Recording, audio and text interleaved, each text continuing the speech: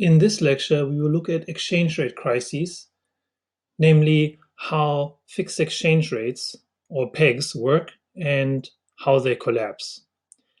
First, we look at how a central bank uses its balance sheet to maintain a fixed exchange rate.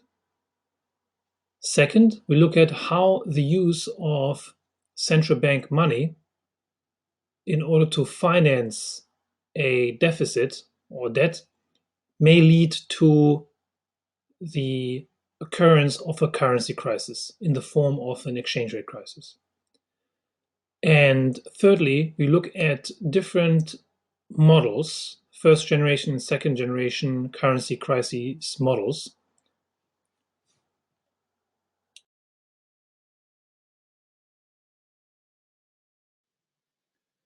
So typically, a fixed exchange rate lasts in many cases for a few years before it breaks. And the exception, such as Hong Kong's SAR's fixed exchange rate, is an exception that proves the rule. So some studies find that the average duration of a peg or fixed exchange rate is around 5 years. And once the break occurs, the depreciation can be large and sudden. And this is a phenomenon known as an exchange rate crisis. Now, typically we talk about a large and sudden movement in the exchange rate in one direction, that is depreciation, rather than a large and sudden appreciation. And why the sign is restricted mostly to exchange rate crisis in this direction, that is in the form of a depreciation, that is because they are associated with capital outflows, both by domestic residents as well as foreign investors pulling their capital out of the country. And as this occurs, there's a large drop in demand for the currency, and a lot of investors would like to sell the currency. And that leads to the fall in the value of the domestic currency. And the fall in the value of the domestic currency is a depreciation. Now, understanding the causes and the results of these FX crises is a major issue of international macro because the FX crises are associated with a lot of damage, both politically as well as economically. And there's an important asymmetry in the change of this fixed exchange rate regime. The shift from floating to fixed is generally smooth and planned. So when you move from a floating to fixed exchange rate, it tends to be more planned.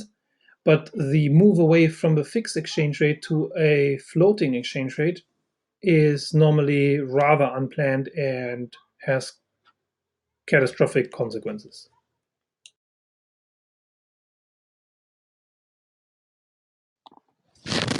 A simple definition of an exchange rate crisis is a large depreciation to the tune of 15, 10 to 15% in advanced countries and 20 to 25 or more in emerging markets. Now, that size difference is due to the fluctuations generally being much lower in an advanced country, in the developed country, such that a smaller depreciation is relatively large, whereas in emerging markets whose currencies fluctuate relatively speaking more compared to developed markets, a larger depreciation would be required for a time period to be defined as a or characterized as a currency crisis. So this explains the difference between exchange rate crises in advanced versus developing countries. And the magnitude of the crisis is often greater in emerging markets and developing countries for several reasons, which we will examine in the course of this lecture.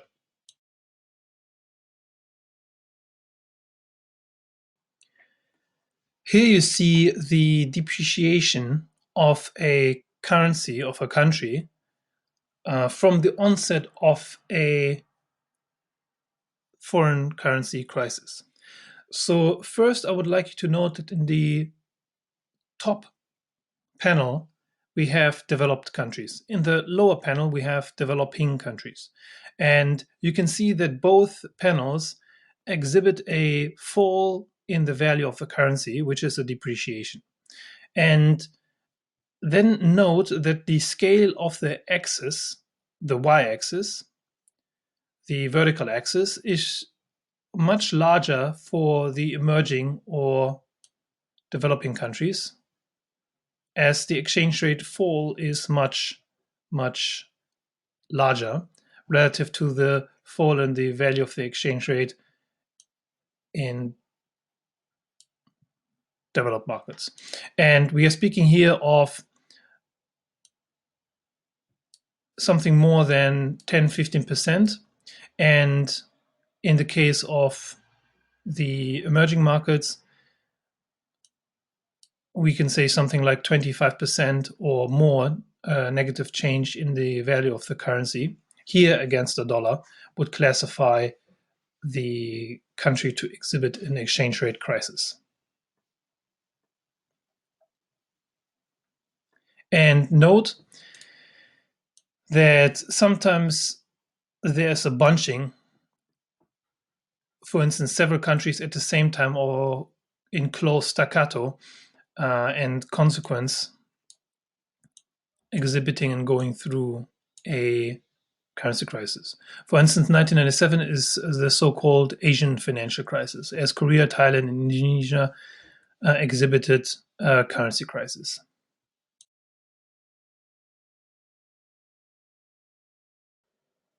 You can see that the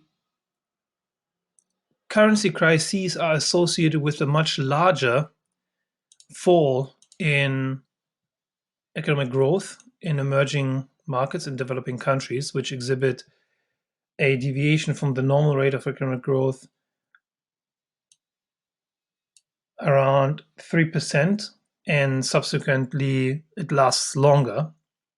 So the depth of the crisis is larger, as well as the time horizon is also larger. So therefore the size as well as the persistence of the associated economic costs of a FX crisis is larger relative to advanced countries, where the year of the FX crisis is associated with a 1% on average decline in economic growth relative to normal.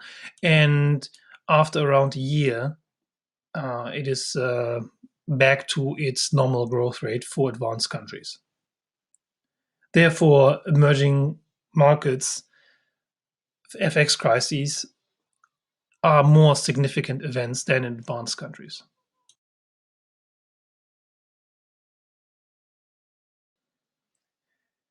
Besides macroeconomic costs, there's also a political fallout, and the normal 1 year period exhibits a change in head of government and change of finance ministers of 21% and 36%. And then in a year following the exchange rate crisis, this figure is higher. So there's more political turnover after an FX crisis.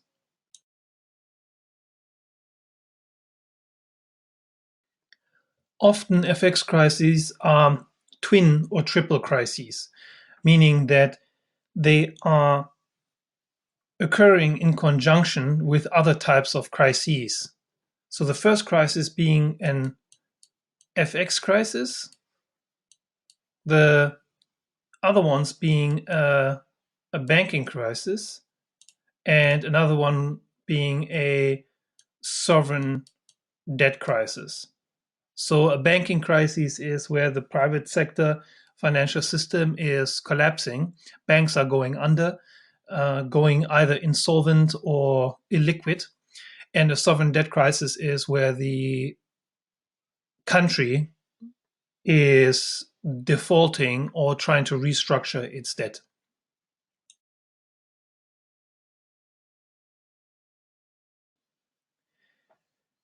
It tends to be the case that once you have an exchange rate crisis, the likelihood of a banking or default crisis also increases.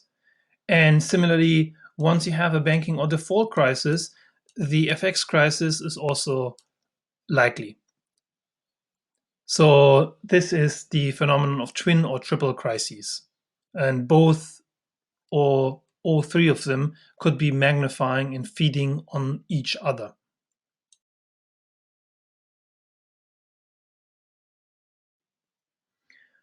Here you can see the estimated cost of banking crises since 1991. And you see the output loss in terms of GDP. And sometimes this is extremely large, for instance, in the case of Ireland or Thailand. 100% of GDP equivalently was lost. And for some countries, this may be lower, such as Norway, only 5%, or in the case of Russia, at least in 2008, no output loss. Now, there's also direct fiscal costs, that is spending by the government, which can be relatively large in the case of Sweden or Switzerland, or relatively small or relatively large, as in the case of Greece, Ireland, Indonesia, and again Ireland. And then you have an increase in public debt, which rises when expenditure is higher than revenue. And in most cases, not all, there is an increase in public debt.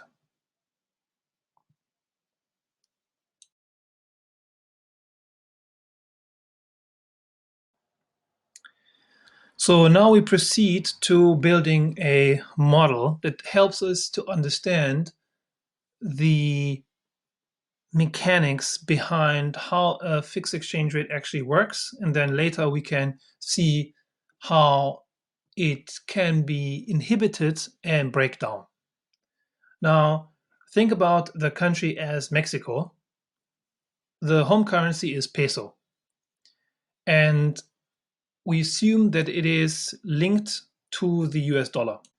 So we pin down the exchange rate E as E bar equals to 1. That makes our process easier. 1 peso in terms of the fixed exchange rate should be equal to 1 US dollar. Now, the country's central bank controls the money supply M by buying and selling assets in exchange for cash. This is one function of the central bank. It controls the money supply, and it does so by buying and selling assets in exchange for cash. The central bank trades domestic bonds, so that is bonds issued by the government denominated in the domestic currency, and foreign assets denominated in dollars. This description is related to the conduct of monetary policy in many countries.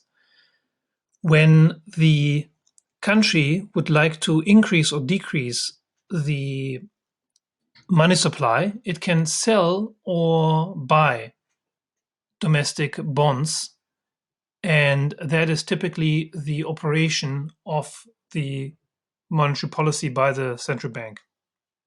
In addition, here we have a central bank that also is trading in foreign assets. So typically, the normal operation of the central bank in a floating exchange rate regime is that it is trading domestic bonds, and the operation thereof is linked to domestic monetary policy. The link is as follows. If the central bank is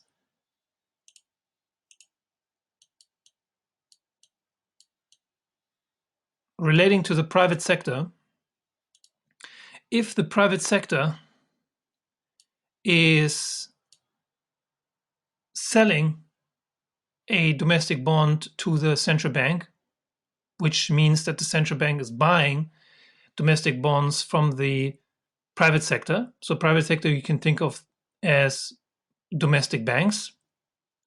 Then the central bank needs to pay the private sector something in return for the bond.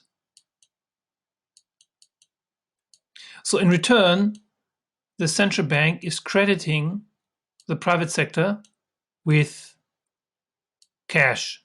This is a very simplified model, and it typically occurs in the form of central bank reserves. In order to avoid any confusion about terminology, we just call central bank reserves here just cash, because we would like to talk about exchange rate reserves and would like to keep that name reserves for foreign exchange rate reserves. So just bear this in mind for those of you who have studied macroeconomics before. So when the private sector is selling bonds to the central bank provides cash to the private sector, which means that money supply increases. Now, you can have the opposite. You can have the central bank is selling bonds, not buying them, and the private sector in return is providing cash to the central bank, and this means that the money supply is falling because the private sector is providing cash to the central bank. So that in essence is the monetary policy operation of a central bank in a very nutshell. So this is captured here. The country's central bank controls the money supply M by buying and selling assets in the exchange for cash. The central bank trades domestic bonds denominated in pesos. Now, this is a typical central bank operation.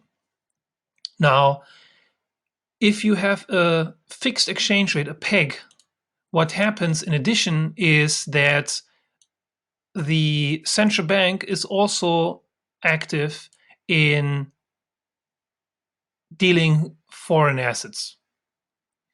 And in particular, it means that the central bank stands ready to buy and sell foreign exchange rate reserves at a fixed rate, at a fixed exchange rate.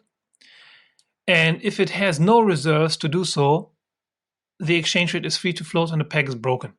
So by being active in the foreign exchange market, the central bank is helping to maintain a peg.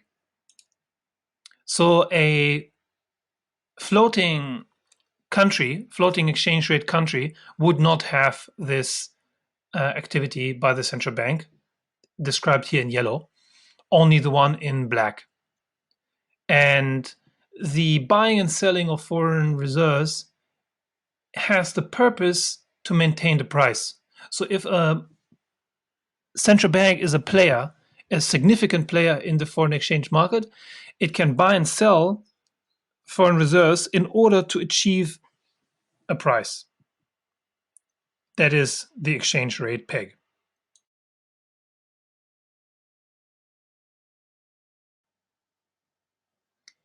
So in this case, when we have a fixed exchange rate, UIP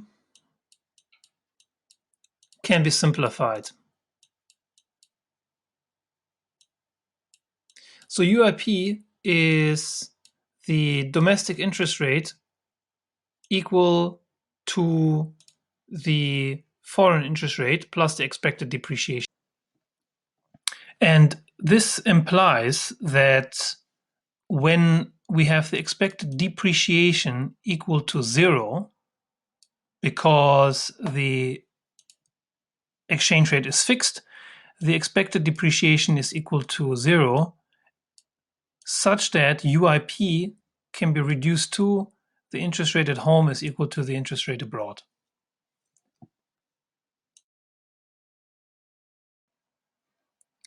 So we assume that output and income is exogenous, denoted by Y, and we assume that there is a stable foreign currency price level P star equals to 1 at all times. And in the short run, the home country's price is sticky and fixed at the level P bar equals to 1. And in the long run, if the exchange rate is kept fixed at 1, the home price level will be fixed at 1 as a result of purchasing power parity.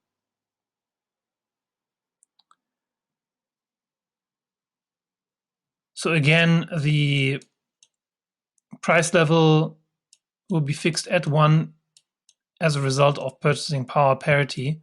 And you can write down that equation to know that when P bar star is equal to 1 and P bar is equal to 1, if the exchange rate is kept fixed at 1, then the home price level will be fixed at 1.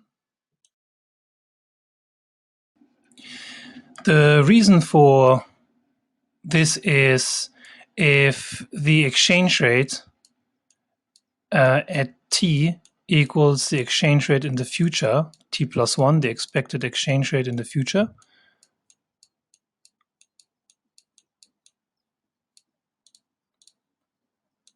this implies by PPP that if P star is always at 1, it would imply that P bar, the domestic price level, is also always at 1.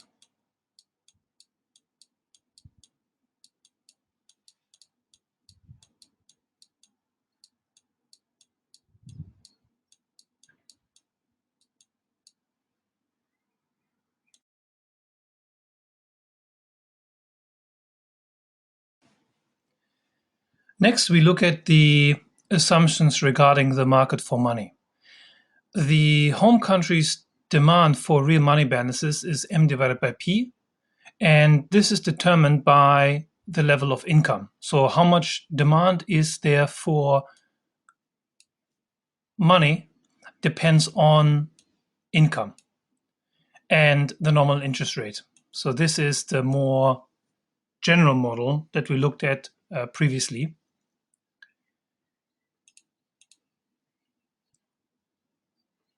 And it is denoted by this function, M divided by P equals liquidity, which is a function, inverse function of the interest rate multiplied by output. And the market is assumed to be in equilibrium. We assume there is no financial system and the only money that there is the currency, the monetary base, M0.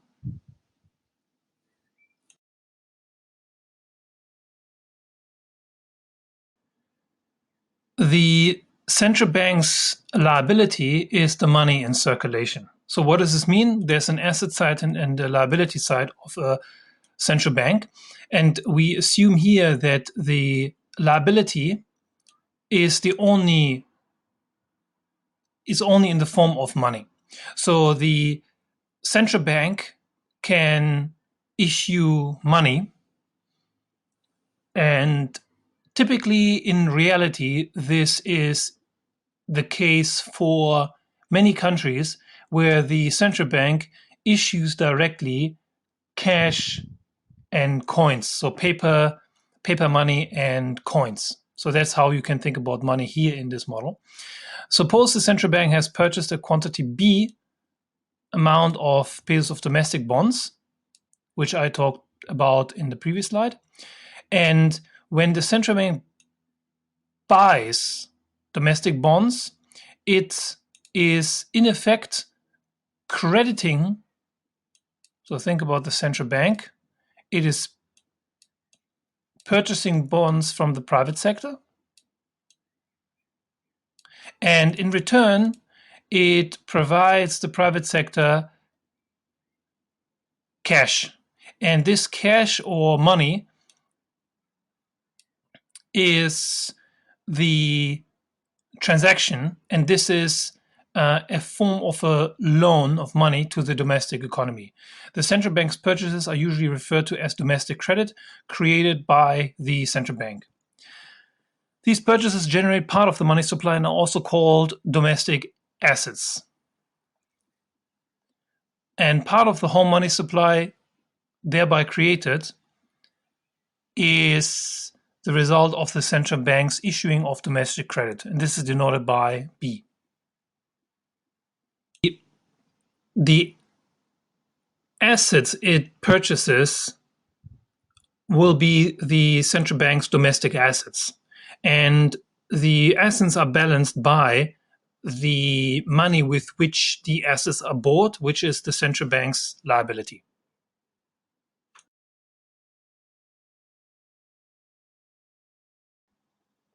So in a floating exchange rate regime, the central bank has little role to play in the foreign exchange market. But here we are assuming that we are in a exchange rate regime of a peg or fixed exchange rate regime where the central bank's tasks includes managing the exchange rate, and it does so by holding foreign exchange rate reserves. That is the foreign currency in reserve in order to sell it on demand at a specific price. So you can think about this as the central bank under a fixed exchange rate regime becoming a player in the FX market. And in order to be a player in the market for a good, you need to have the good stockpiled. So if you have enough stockpiles of the good, if anybody wants to buy the good at a certain price, if you are a big player in the market, you can supply that good at that price if you have supply of the good, and the good in question here is the exchange rate, foreign exchange, to keep the exchange rate fixed.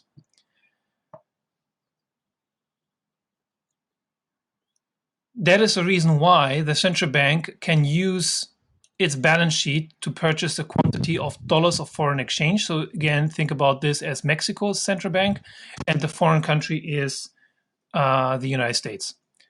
And these are sometimes called reserves, foreign exchange reserves.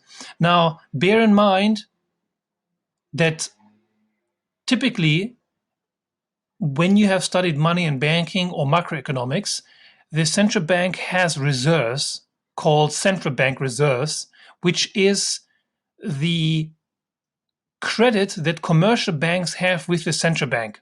Here, when we talk about reserves, the foreign exchange rate reserves are meant, not the central bank reserves of domestic credit.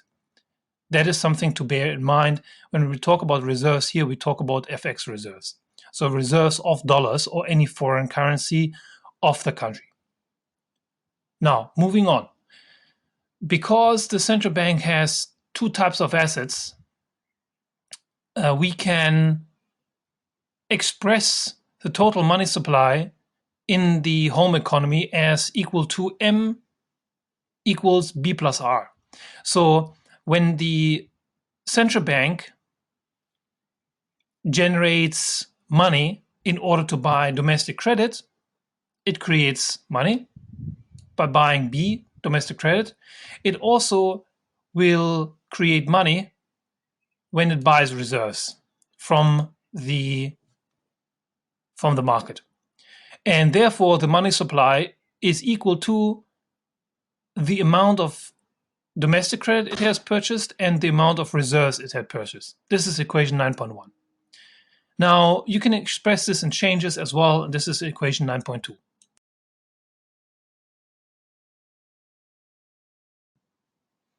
We can express this also in graphical form in a balance sheet. The left-hand side denotes the assets of the central bank, the right-hand side the liabilities. The assets are composed of what the central bank has purchased with its money supply it has created, it can purchase dollars, so called foreign exchange rate reserves, foreign assets, and domestic assets in the form of domestic credit, domestic assets, peso bonds. And here we put some numbers on it, such that the liabilities 1,000 sum to the sum of assets equal to 500 plus 500. Now, we're assuming that the exchange rate is fixed if the central bank holds reserves. That here the meaning is that the reserves allow the central bank to be a player in the FX market and thereby influence the exchange rate to keep it fixed. The exchange rate is floating if the central bank has no reserves. That's the definition of when we go from a fixed exchange rate to a floating exchange rate. So this is the definition of the regime change. When the central bank runs out of its stockpile of dollars, the Mexican central bank here, in this case, the home country, then we are saying that its fixed exchange rate regime collapses.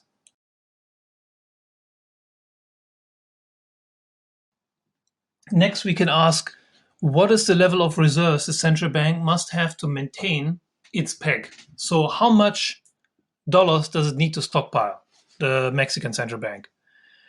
As long as the reserves are above zero, the peg can be technically held, but it probably would like to have a stockpile of foreign reserves higher than just closely hovering above zero. So if we take the money supply equation from before and rewrite it, we can say that the amount of reserves the central bank has is just the money supply minus domestic assets.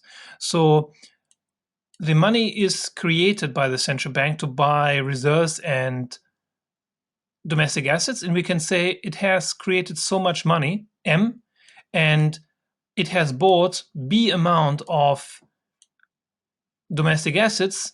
The result is the remainder is the amount of reserves as a quantity. Now, the money supply equals money demand, given by the equation M equals P bar L I Y. And what we do is we substitute this money equation into the money supply. So in black, we have the money supply, and in purple, we insert the demand for money because we assume the market for money is in equilibrium.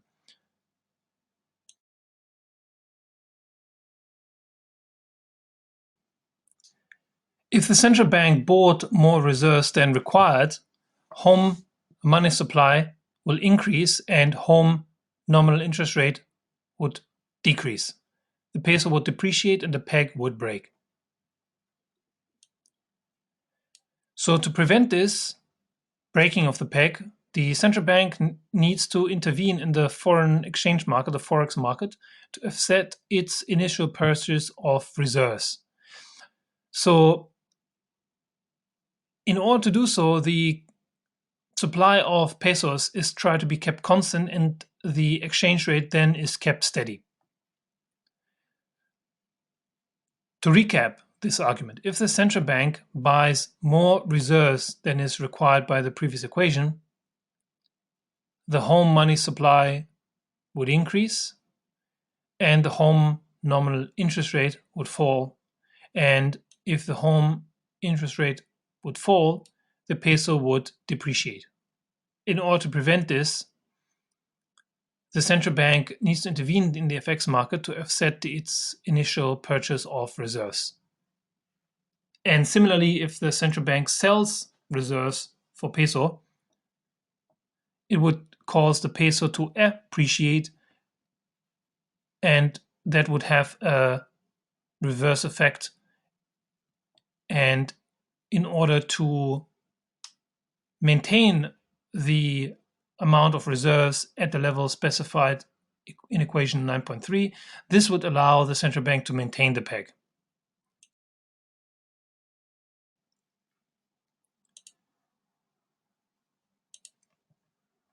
Recall the ISLM model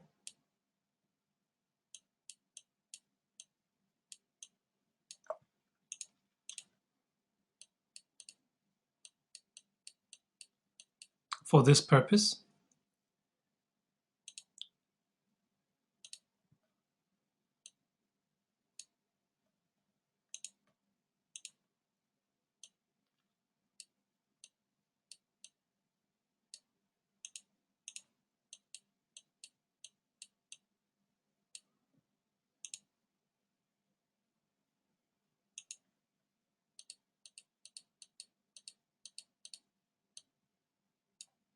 Should be a straight line.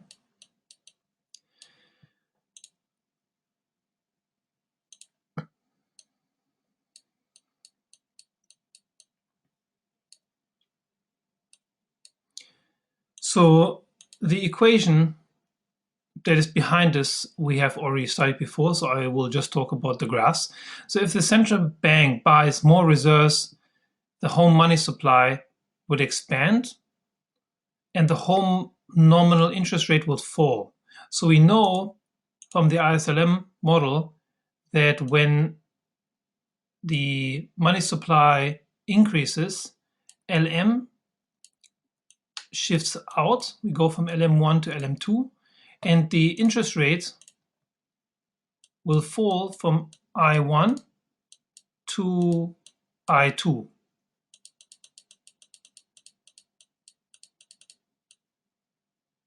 So we go from the domestic return 1 to DR2.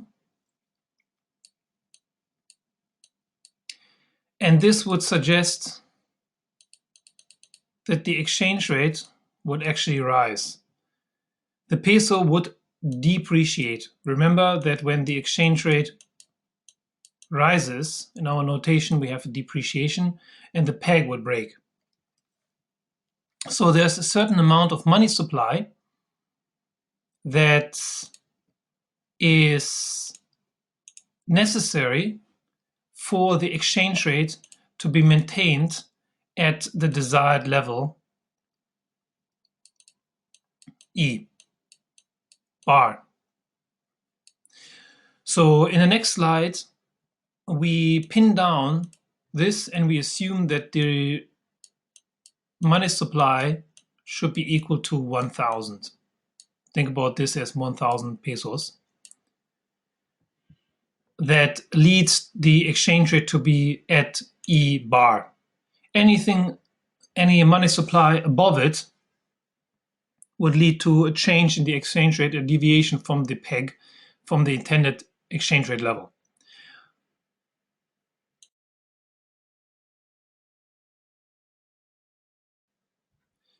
So here we see the central bank balance sheet diagram.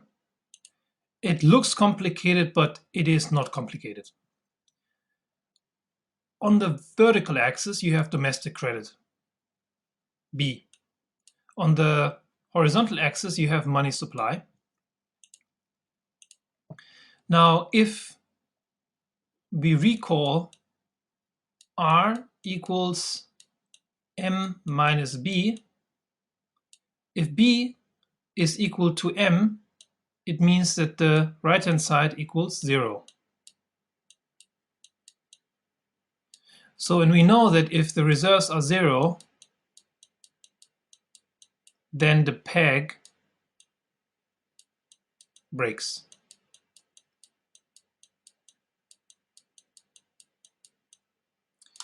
And this condition, when R is equal to 0, is when M is equal to B, and this is the so-called floating line. Now, next, we look at money supply. I've mentioned before in the slide that we pin down money supply here at M1 equal to 1000 that ensures the exchange rate is at its chosen fixed value. We assumed in the previous slide we call this E bar. Now we can ask, how is this money supply composed? If the money supply is used to just buy domestic assets, we are at the floating line, at Z. The peg breaks. Now, at this point, it is implied that R is equal to 0. So how about we increase R? When we increase R, we go down this line. And at the level X,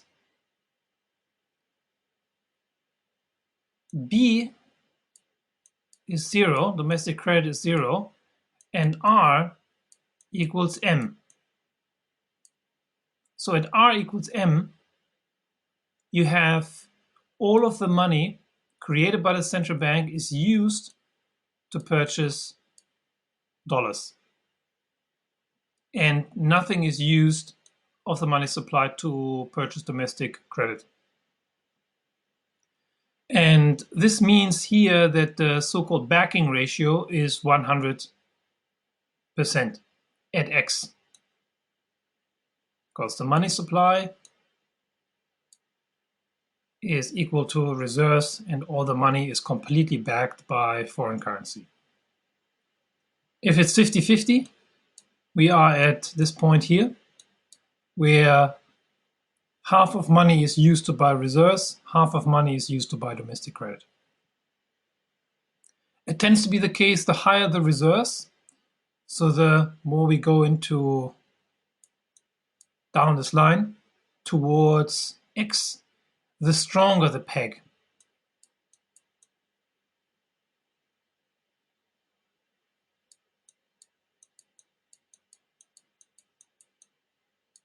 So the stronger peg is near X. And over here at Z, it's a weaker peg or non-existent peg once it's exactly equal to Z.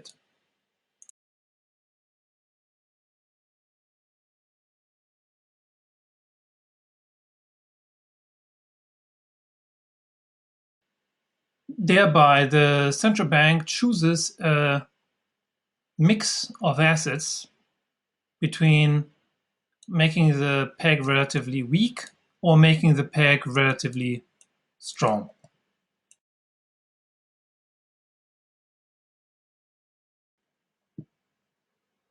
So the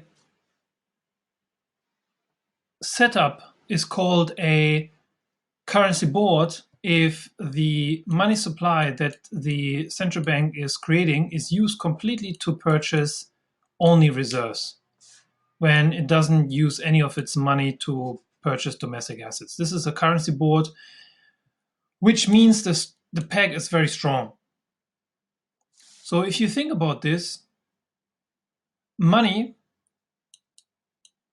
let's say paper notes, are the pesos that are floating around in the economy. If all the money in terms of quantity is backed by the amount of, or to the tune of the amount of dollars, the equivalent in peso, it means that whatever demand there is for pesos to be exchanged for dollar, the central bank can meet, because the central bank has, let's say, $1,000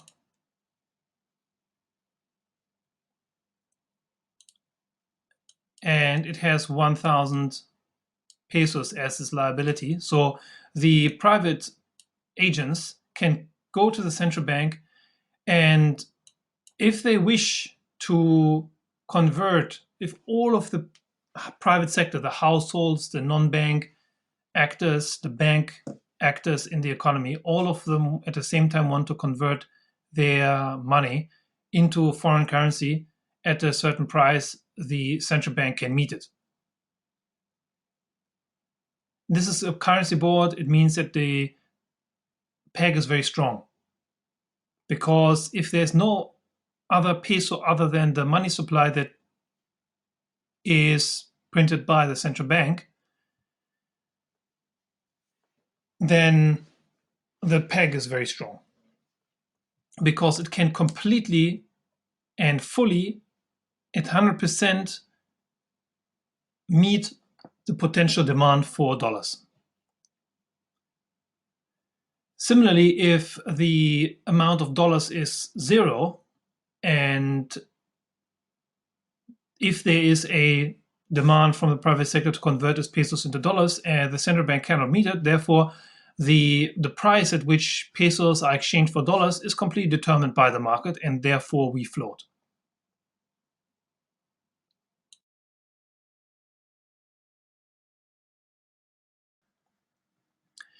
So here we look at what happens to the system if we have some shocks. So let's first be a change to the level of money demand. And we look at how it affects the level of reserves are by changing the level of money supply. So first think of a shock that affects home output or the foreign interest rate. So think about GDP falling.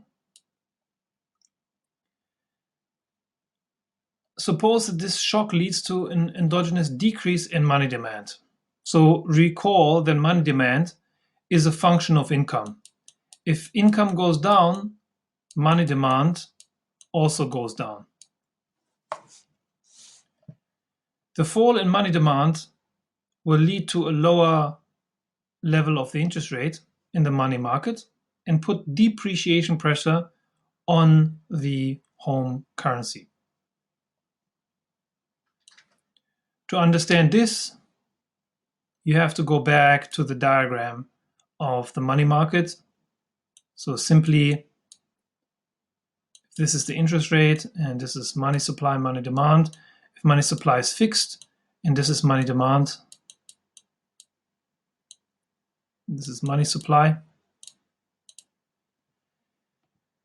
If output falls, money demand falls, which means money demand is lower, therefore also the interest rate also falls. And from the DRFR diagram that we learned, the foreign return, domestic return diagram, if the interest rate falls, the exchange rate rises, which means that there's a depreciation pressure on the currency. In order to maintain the peg, the central bank must keep the interest rate unchanged. It must sell 100 million pesos of reserves in exchange for cash to keep the exchange rate fixed. So when the central bank sells 100 million pesos of reserves in exchange for cash, it gives the reserves and gets cash in return. And if cash is given to the central bank from the private sector, a reduction in the cash holdings of the private sector means that money supply would fall.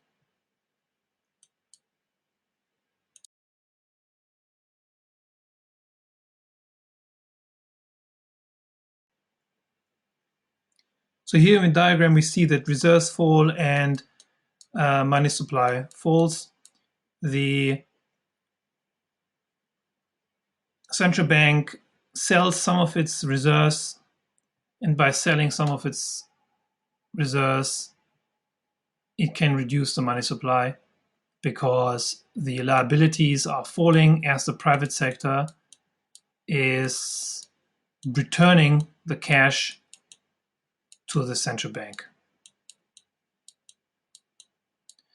And thereby the money supply falls in terms of the private sector's holdings of cash.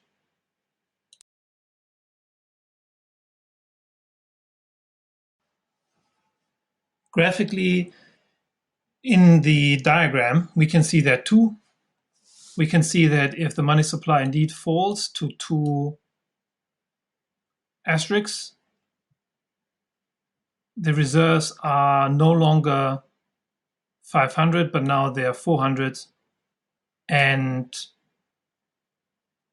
it means that the economy has, relatively speaking, moved a little bit more towards the floating line.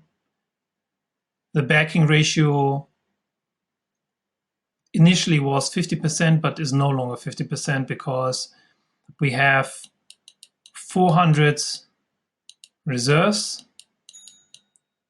and we have 500 in domestic credit, and this ratio is no longer equal to 50.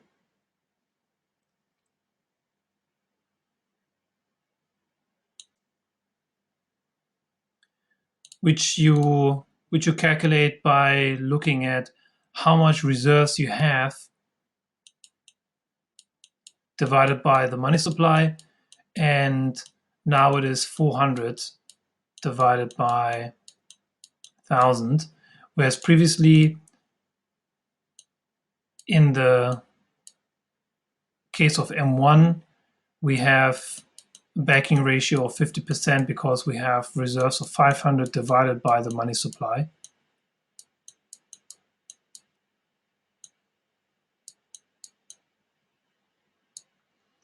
And this is equal to 50% or 1/2.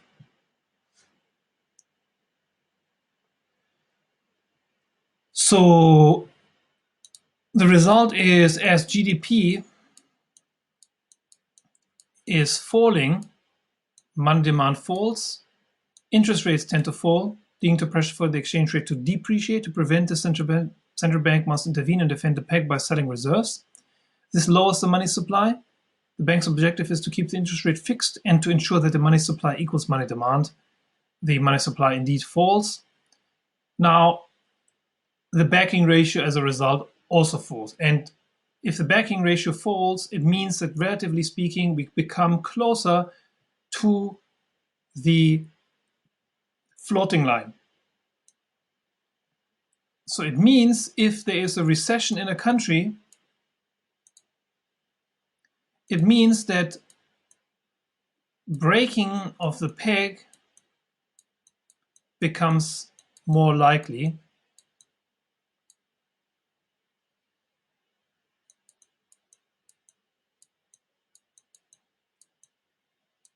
Becomes more possible.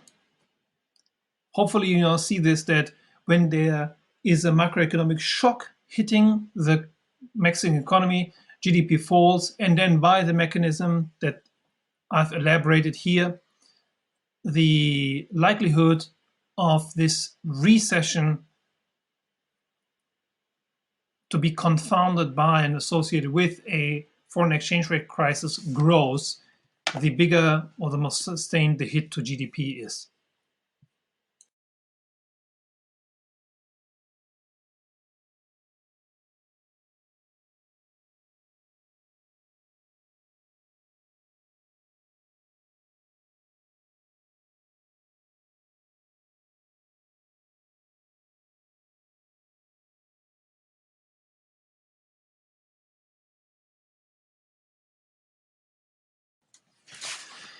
So the backing ratio is the amount of reserves divided by the money supply.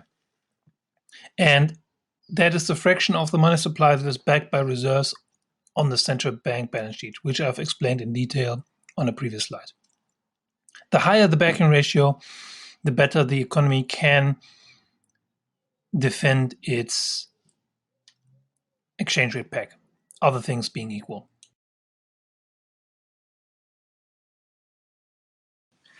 When the backing ratio is 100%, that is a currency board. And China's Hong Kong SAR has a currency board.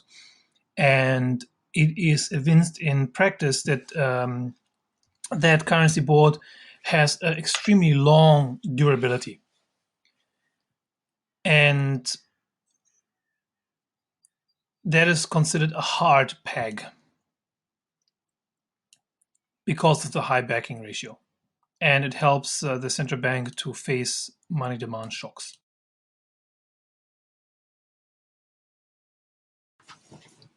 So, as we have learned so far, the demand for money can change because of a change in home output, home GDP.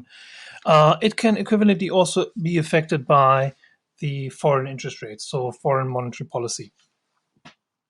And that is because the variable we are interested in is the interest rate changing. And from UIP, we know that if the domestic interest rate is being affected by the foreign interest rate, and if the domestic interest rate changes, it will affect the exchange rate, and therefore the domestic interest rate needs to be kept equal to the foreign interest rate. So in emerging countries, output fluctuations, so GDP fluctuations, are quite common and they are very volatile. So it would suggest that the backing ratio should be higher for countries that are facing larger deviations of the, if you like, GDP level than, for example, a developed or advanced country. In addition, if the peg, the fixed exchange rate, is not fully credible, a simple interest parity fails to hold because it would suggest that the home interest rate is no longer equal to the foreign interest rate, as the expected depreciation is not exactly zero. And this spread, this additional term, has to be added. So if the peg is credible, the foreign interest rate equals the domestic interest rate. And UIP says that on the right-hand side, we add the expected depreciation. So if you have the peg not being credible, you would have some spread that would open up because the expected depreciation or expected appreciation would be non-zero. So it would imply that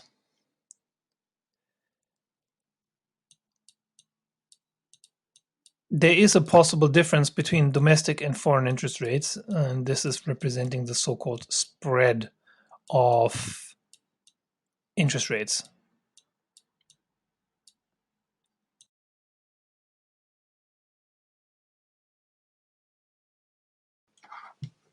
Here we see the spread in more algebraic detail. So as I mentioned before, UIP simply is depicted in the equation below, and we add the spread on the right-hand side. So this is the expected depreciation. Then there's an exchange rate risk premium over and above the expected change in the exchange rate, plus a default premium possible because the home country could be expected to have a risk of default or a higher risk of default than the foreign country, all of which adds to the borrowing cost of the country relative to the foreign country. So if the home country is having some exchange rate premium or risk premium that is higher than the foreign country, the exchange rate at home might be larger than the exchange rate abroad. And this is the so-called premium. It's an addition to the domestic interest rate relative to the foreign interest rate.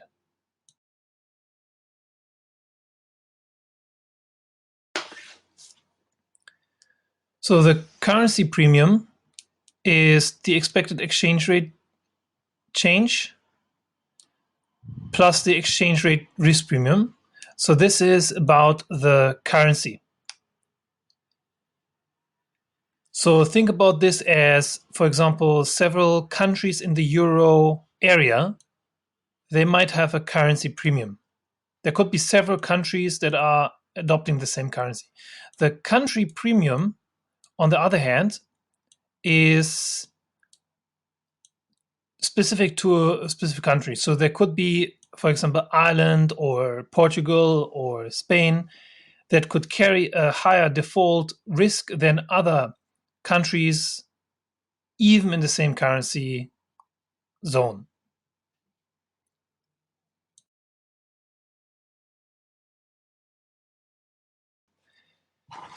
In the case of an advanced country like Denmark's pegged to the euro, the interest rate deviation from the peg, the base country, is relatively small.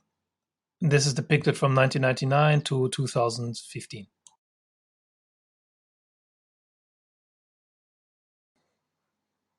In an emerging country like Argentina, in its peg to the US dollar, the premium on the interest rate would be very high at times. There could be, for example, spillovers from other crises nearby, so-called also contagion.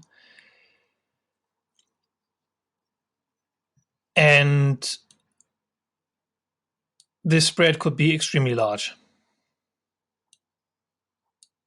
And although the country in itself might not have a crisis, it might be affected by similar looking countries' crises, as international investors might be subject to some behavioral activity, such as herding, that all exit emerging countries at the same time, although Argentina might not be that much affected by, for instance, the Asian crisis. And in addition to these spreads being large, they're also volatile. They sometimes are large and then sometimes are relatively small. And this can be summarized in the correlation between the interest rate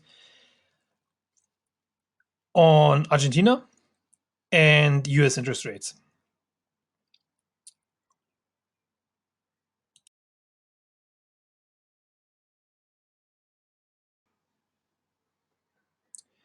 Given these large spreads on emerging countries' interest rates, there might be a credibility problem that is larger for developing countries relative to advanced countries' pegs.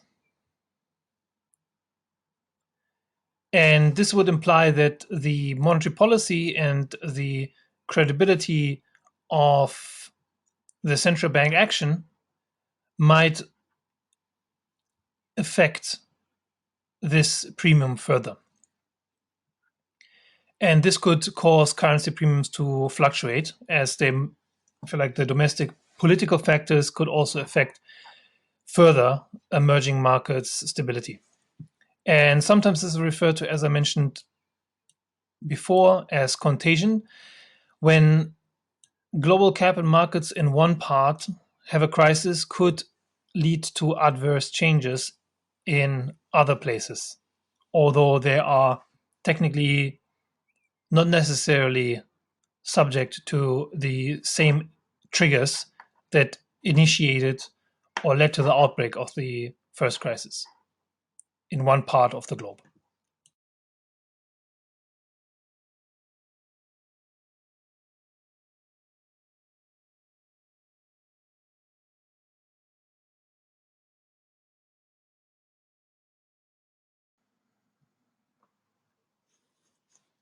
Recall that the ratio of money to reserves is the backing ratio, and the higher the reserves are closer to the money supply, it means that the backing ratio approaches more and more 100%. So this is here the response of Argentina's central bank following the Mexican tequila crisis, and it could have been affected and was affected as the backing ratio was adversely affected, as there was possibly contagion from the Mexican crisis to Argentina, but subsequently the authorities in Argentina responded by increasing their backing ratio by raising the stockpiles of dollars in their central bank reserves and thereby made the Argentinian peg more robust.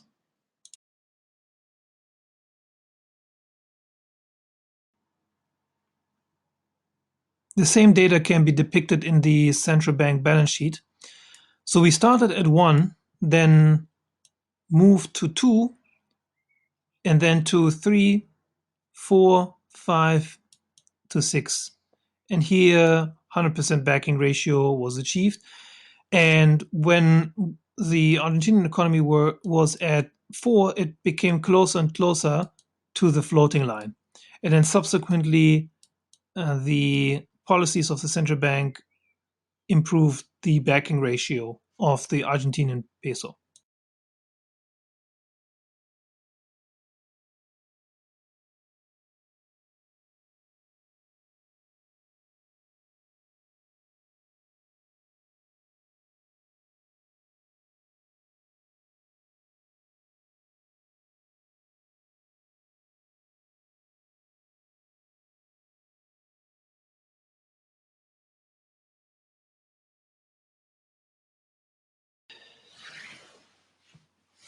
So now we can go to not a change in the level of the money supply, but a change in the composition of the money supply.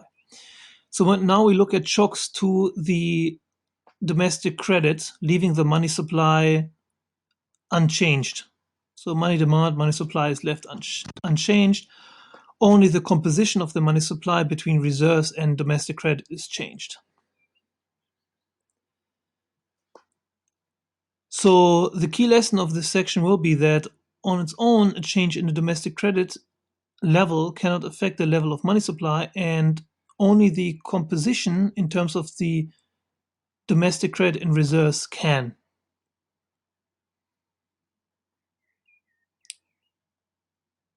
So we can ask then, why would such a policy of changing the composition of money supply be pursued?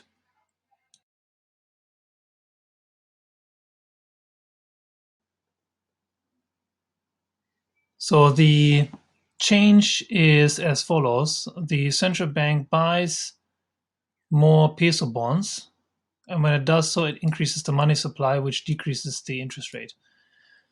This puts depreciation pressure on the exchange rate. So for the exchange rate not to change, the central bank then sells 100 million of its reserves in exchange for cash, such that money supply and interest rates are unchanged.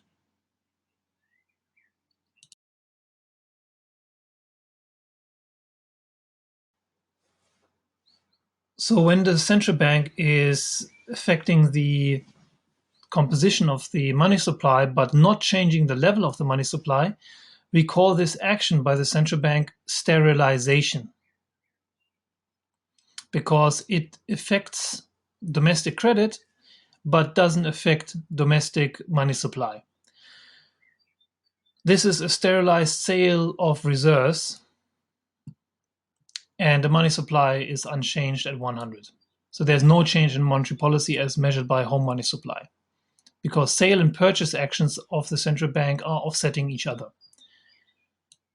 So the sale of the reserves and the increase in the domestic credit are such that the money supply is unchanged at 1000.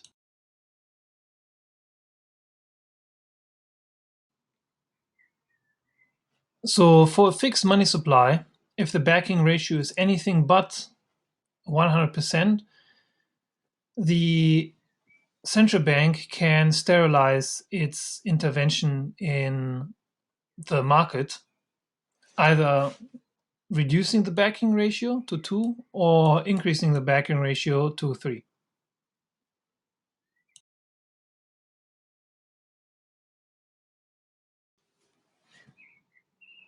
So in our case, the sale of reserves leads to a smaller backing ratio, so we move to 2.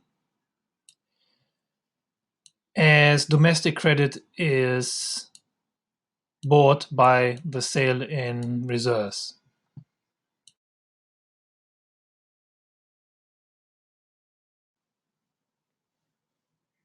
So a so-called sterilized intervention by the central bank in the market, be it either selling or buying foreign reserves or manipulating domestic credit, is a sterilized intervention, meaning that monetary policy does not get affected in terms of money supply and the interest rate by this sterilized intervention in the FX market as well as in the domestic credit market.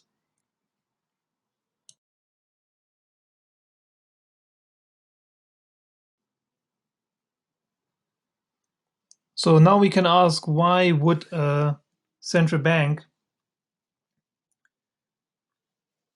do a sterilized intervention? So one obvious candidate is to increase its backing ratio. The second reason, and this is what we look at in the following slides, is to deal with some financial market difficulties. One is insolvency. A private bank, for example, would be insolvent if its liabilities values are higher than its assets value. Or illiquidity. Illiquidity would be a temporary phenomenon. The bank holds cash, but it cannot meet its liabilities quickly enough, because otherwise it would do some fire sales and sell them at a price lower than what it could obtain in a medium run. As, for instance, it could face deposit withdrawals from its retail depositors. So this could be a bank run or a bailout. And in practice, however, liquidity and insolvency are not straightforward to distinguish. In extreme cases, they are clear and obvious, but in most cases in practice, insolvency and illiquidity are not easy to distinguish.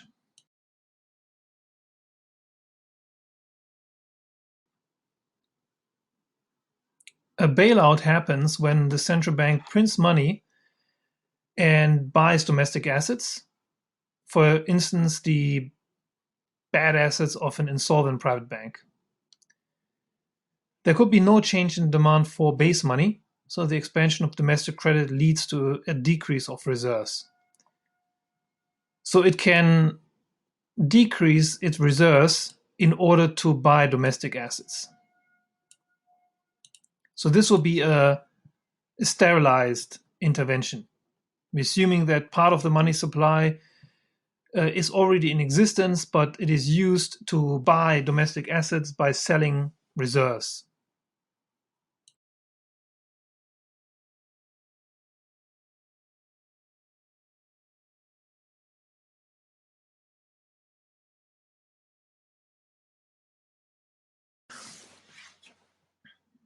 So remember why we are doing this exercise. We are trying to understand when exchange rates break. And for instance, banks can become insolvent when a lot of borrowers are defaulting on their loans to banks, or when banks are, so that will be one example. So secondly, in terms of not insolvency but illiquidity, when there's a general crisis, there could be depositors fear that banks are going under, either because of insolvency or illiquidity, and therefore a bank run could occur.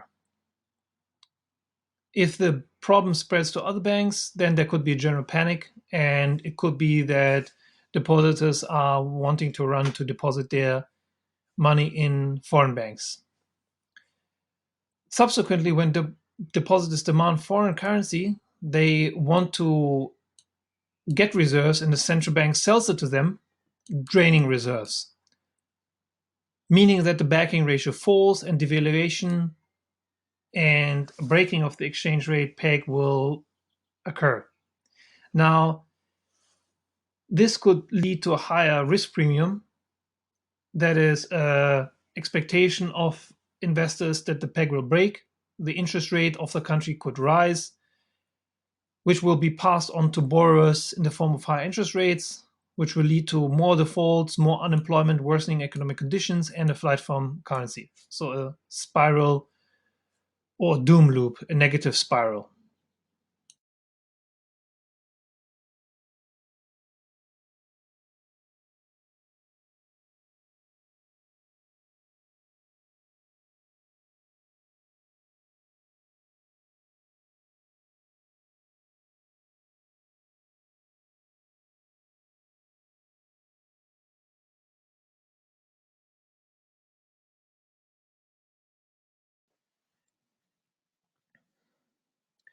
If we were to generalize the balance sheet into a more general balance sheet, we would add the liability function of the central bank and make it more complex. So previously, we allowed the liability of the central bank to be only that of the money supply. That is currency in circulation. And we can make this more complex. We can say that besides cash and coins in circulation, we can also have other forms of money, such as the reserve liabilities to commercial banks. And this is more realistic because that represents what we ordinarily call the central bank reserves. That is the reserves that are with the central bank from commercial banks.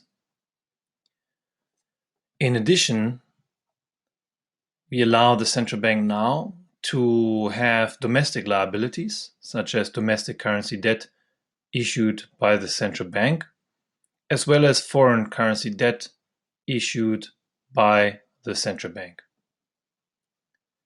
On the asset side, so this is new. On the asset side, we have foreign assets, foreign reserves or currencies, and we can allow for gold. This is new too. And to be complete, we had this already, but this will be new. On the asset side, we have domestic government bonds bought and loans to commercial banks. And this was more or less already what we had before. So this more general balance sheet is a close approximation to reality. Not just because we have different items under the foreign asset side and the money supply item, but also because we allow the central bank to have foreign liabilities and domestic liabilities besides the money supply.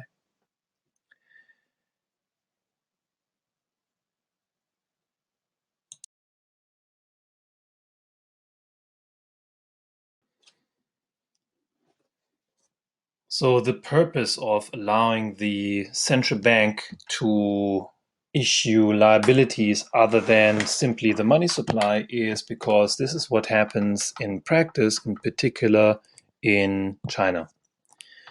So previously we talked about a sterilized intervention whereby the central bank is intervening. It keeps the money supply constant, but it can sell or buy foreign reserves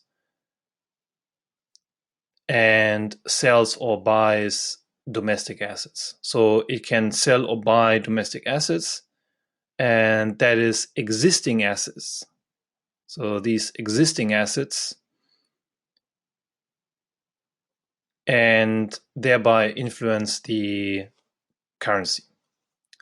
Now, when we move to the more general balance sheet, we now allow the central bank to create a new asset, to issue a bond. So when we allow the following, we allow the central bank to borrow from the domestic residents to buy more reserves. And if it can borrow sufficiently, the central bank can end up with a negative net domestic credit and reserves in excess of the money supply. And this is what happened in China. And this is what we look at in a graph and some numbers in the following slides.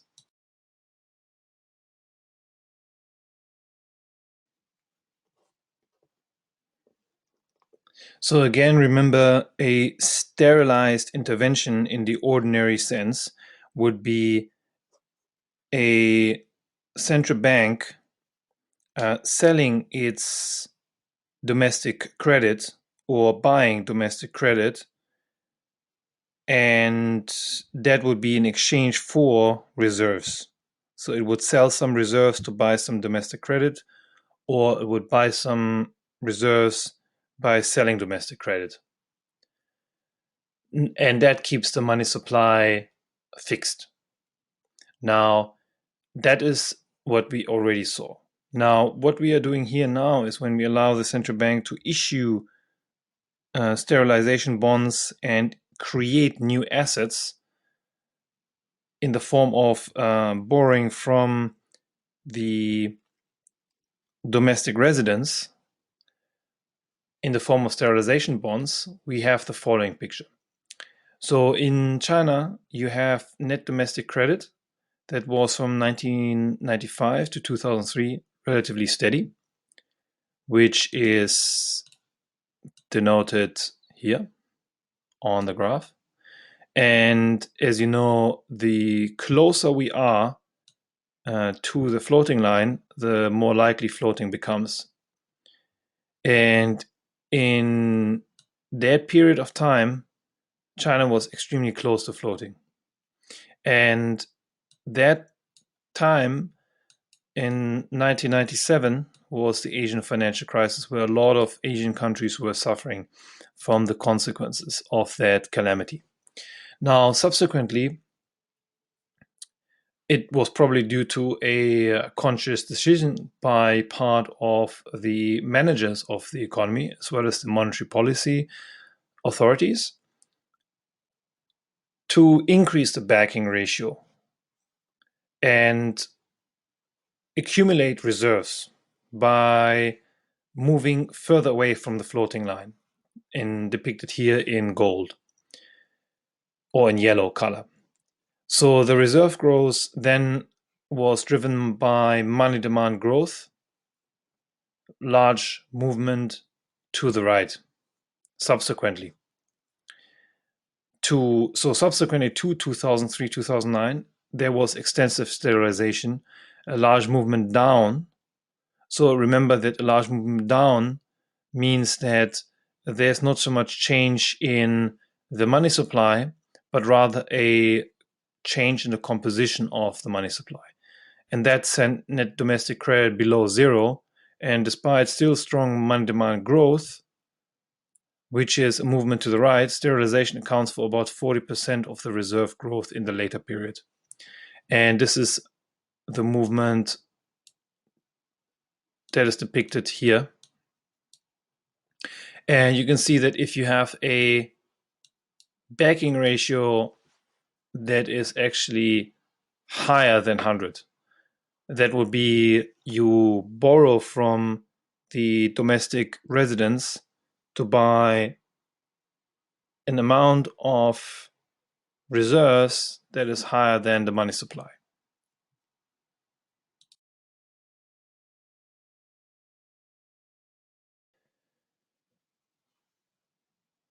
The motivation for hoarding and stocking up on reserves is that you can absorb shocks to money demand. And again, remember that there is a change in GDP or income that leads to a change in the demand for money.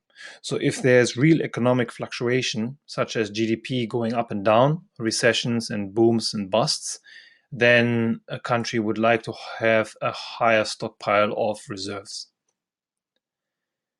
Secondly, countries accumulate large reserves if they fear that capital outflows occur suddenly and rapidly, so-called sudden stop, where the inflow of capital dries up, the foreign capital that is already inside flies out, that is called capital flight, and if the reserves are stockpiled, the central bank can meet the demand for exchanging the domestic currency for foreign currency without having a large adverse effect on the price of the currency.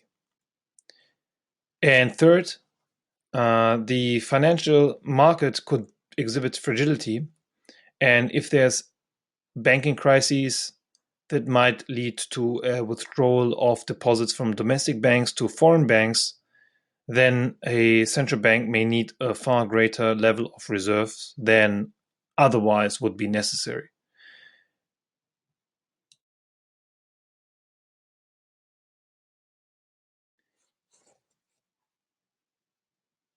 Here you can see the amount of reserve accumulation from 1997 to 2015, and it depicts mostly emerging countries and developing countries.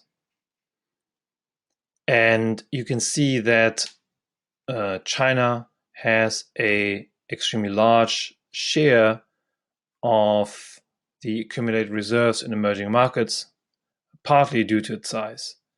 And the size of China, however, of the accumulation of dollar reserves is still nonetheless large if you compare it to the rest of the world, here shaded in rather light brown. So you can see that if you would take the share of emerging countries, not all of which are included in the list explicitly here, they have an extremely large share of the total dollar reserve accumulation. And part of the reason for that is that the policymakers learned a lesson from the Asian financial crisis to stockpile dollars, especially if there are countries that are relying on external finance, that is, external borrowing in a currency that is not of their own, such as in dollar, or if they are conducting trade in dollar and may need to have dollar ready on hand.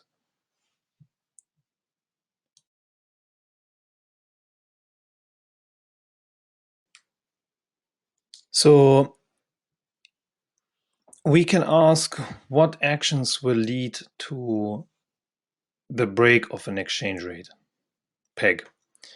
And this is what we have prepared for here. So we have set up the framework, we have set up the definitions, we have set up the model. So now we're ready to understand what will lead to an exchange rate crisis. Now, first, there could be permanently rising domestic credit.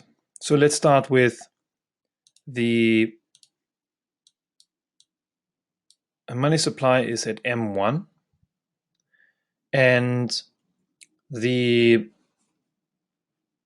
central bank decides to move away, let's say, for example, from its currency board, or is at 1, and it wants to buy domestic credit. Say, for example, it wants to buy domestic government bonds. Let's say it wants to finance the government deficit, government debt, or it wants to bail out some banks. And it does so by selling reserves. By selling reserves, the reserves are drained and domestic credit increases, and we go to 0.2 and 0.3 over time. Now, then we are precariously close to the floating line. Next, in order to increase domestic credit, when we are almost close to zero with reserves, the central bank may decide to increase money supply. So it could increase money supply to M2 and M3 and so on to increase domestic credit further by creating more money supply.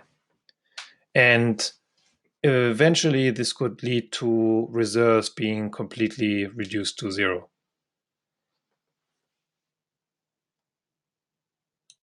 So recall here that the line M1 is such that at M1 the exchange rate is equal to the level that we want, and that is pinned down by the exchange rate peg.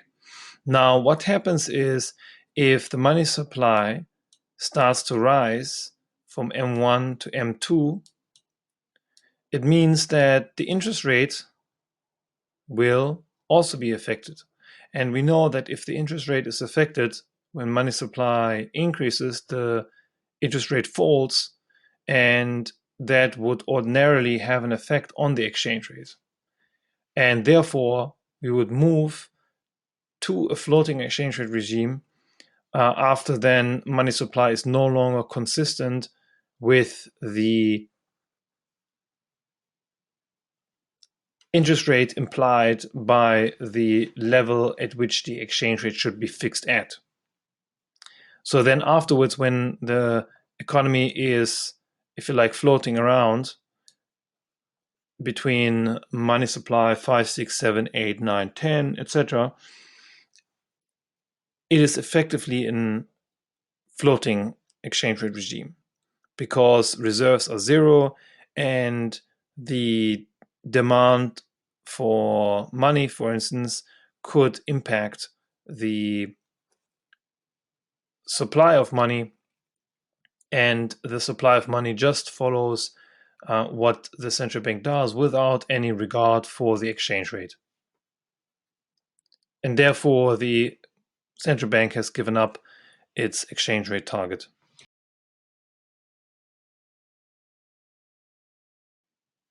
Instead of a permanent expansion of the money supply, it could also be temporary. So in a temporary expansion of the money supply, the exchange rate can also depreciate, and the fixed exchange rate regime will give way to a floating exchange rate regime.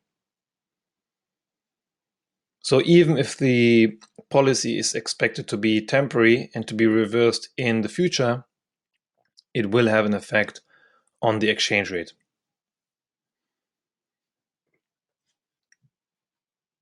So the reason for this is that UIP is operative. If the money supply is temporarily higher than what it is when implied by the fixed line M1, the interest rate will be also different from the one implied by the fixed exchange rate. Now, if the interest rate is temporarily not the one equal to the exchange rate that is intended by the peg, it will mean that the exchange rate will indeed fall to compensate investors for the difference. So that is why, although a temporary money supply will be reversed, it has an effect in the time between it is started and until it is reversed. So the mechanism via which this happens is UIP.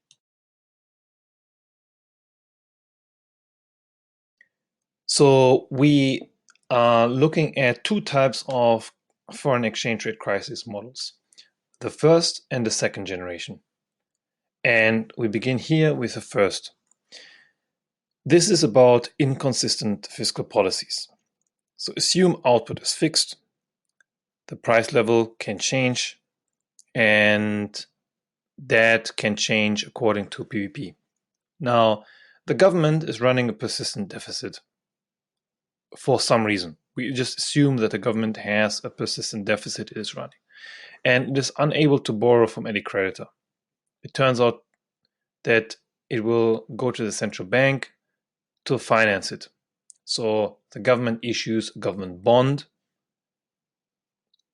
to get some finances, and the central bank buys that bond by printing money and depositing that money in the bank account or in the coffers of the treasury, which is part of the government.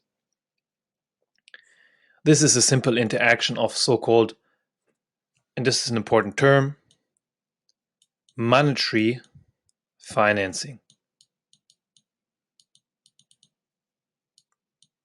Monetary financing or monetary financing of the debt or debt financing. Now, in this type of situation, we can describe it as a fiscal dominance where the central bank and the monetary authorities have no independence because they are overridden by the fiscal authorities in their policy action. So the fiscal authorities are more dominant than the monetary authorities, as effectively the government deficit is being forced upon the central bank, who has to buy those government bonds and print money to do so. So it is not independent in its money supply decisions as it would be otherwise if the central bank would be prevented from buying government bonds.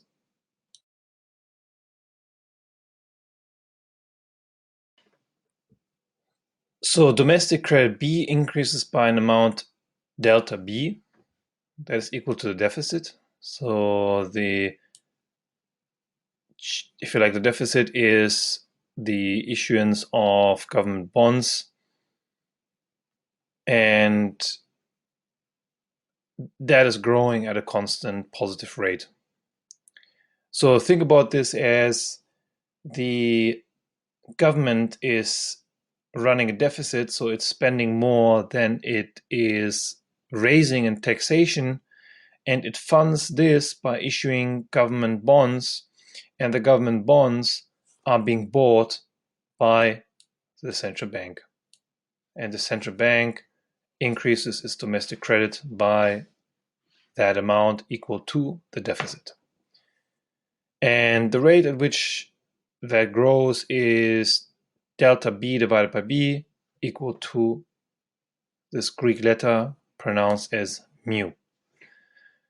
So every change in the level of domestic credit leads to an equal and opposite change in the level of reserves. Reserves must eventually run out because, remember, money supply is fixed. It needs to be fixed to a certain level to ensure that the peg is maintained. And what happens is, for the peg to be maintained and the money supply to be constant, something has to give. So to be able to buy those domestic credits, the reserves are sold, and there is a change in the composition of the money supply away from reserves towards domestic credit when the change in money is zero. And eventually what happens is that R becomes so low that it becomes close to zero. And when this occurs, peg breaks, central bank then shifts from a fixed regime to a floating regime in which the money supply equals domestic credit. That means money supply is equal to domestic credit.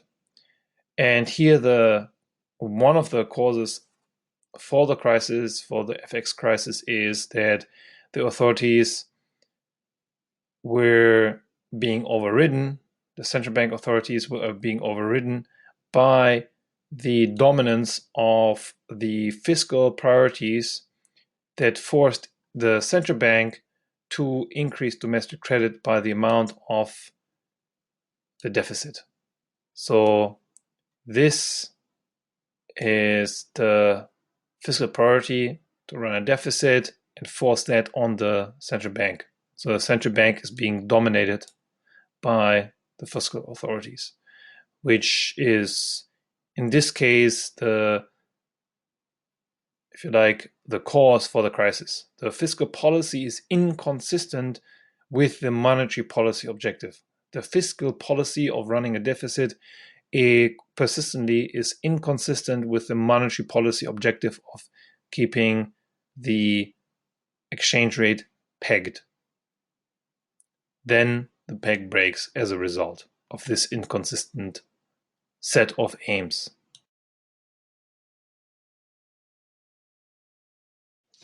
Now, we can depict the timing of the crisis as follows. So we can talk about first the myopic case, where the agents in the economy are not forward-looking. So to simplify it and to allow you to understand quickly these diagrams, we start at the crisis.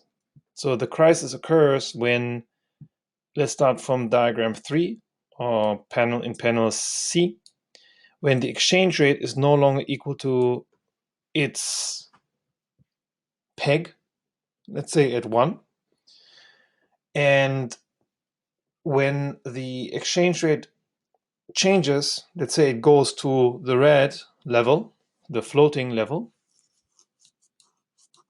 then you have a crisis.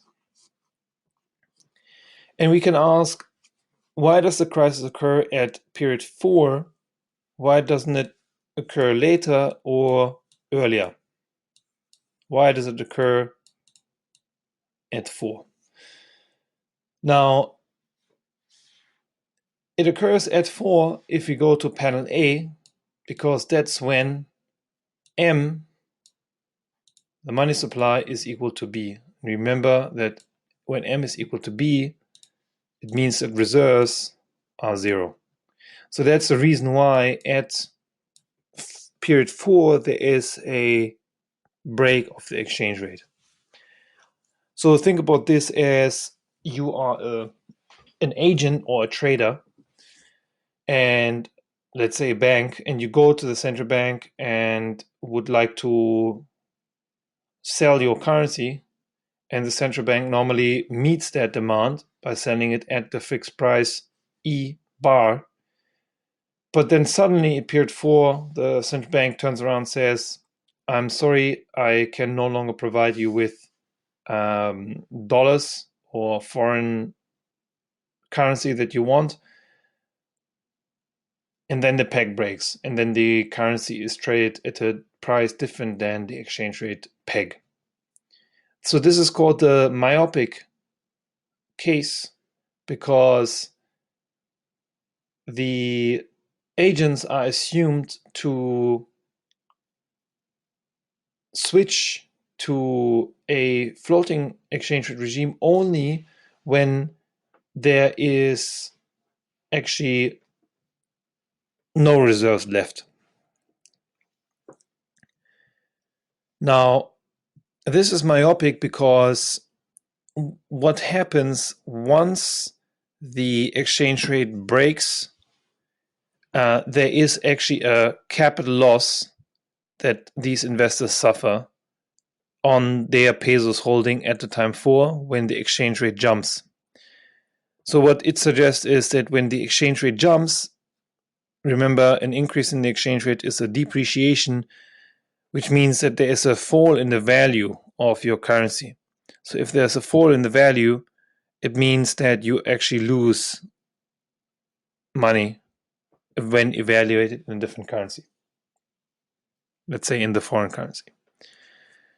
And at this point in period 2, the exchange rate is at that implied by the, if you like, the floating regime. So there would be no loss for the traders. But subsequently, as the reserves are declining and the interest rate subsequently would be much higher, you would expect a capital loss if you are looking forward as an investor. But here the investors are myopic and they are not looking forward. They are just waiting until the reserves drop to zero. And once they cannot convert it any longer, then they suddenly realize that the exchange rate should be at a different price and subsequently suffer capital losses. But a forward looking investor would behave differently. And this is explained in the next few slides.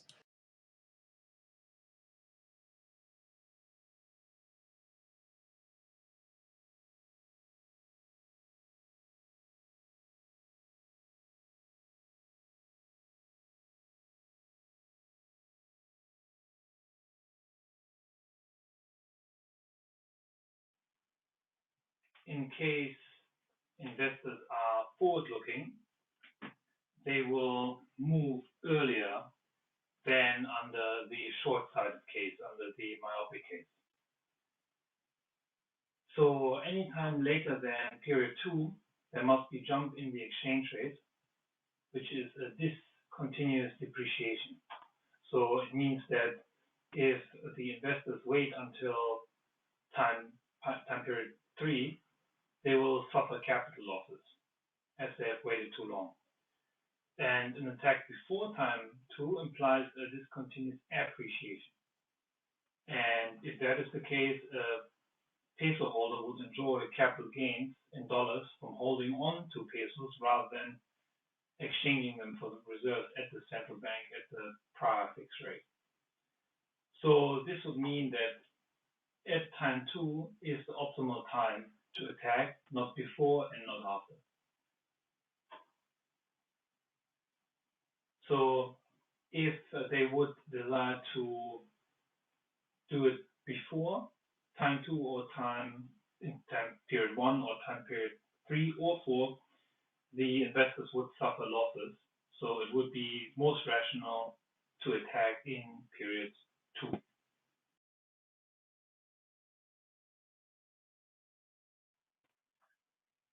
So here we have the forward-looking case where the exchange rate breaks down in period 2, because in period 2,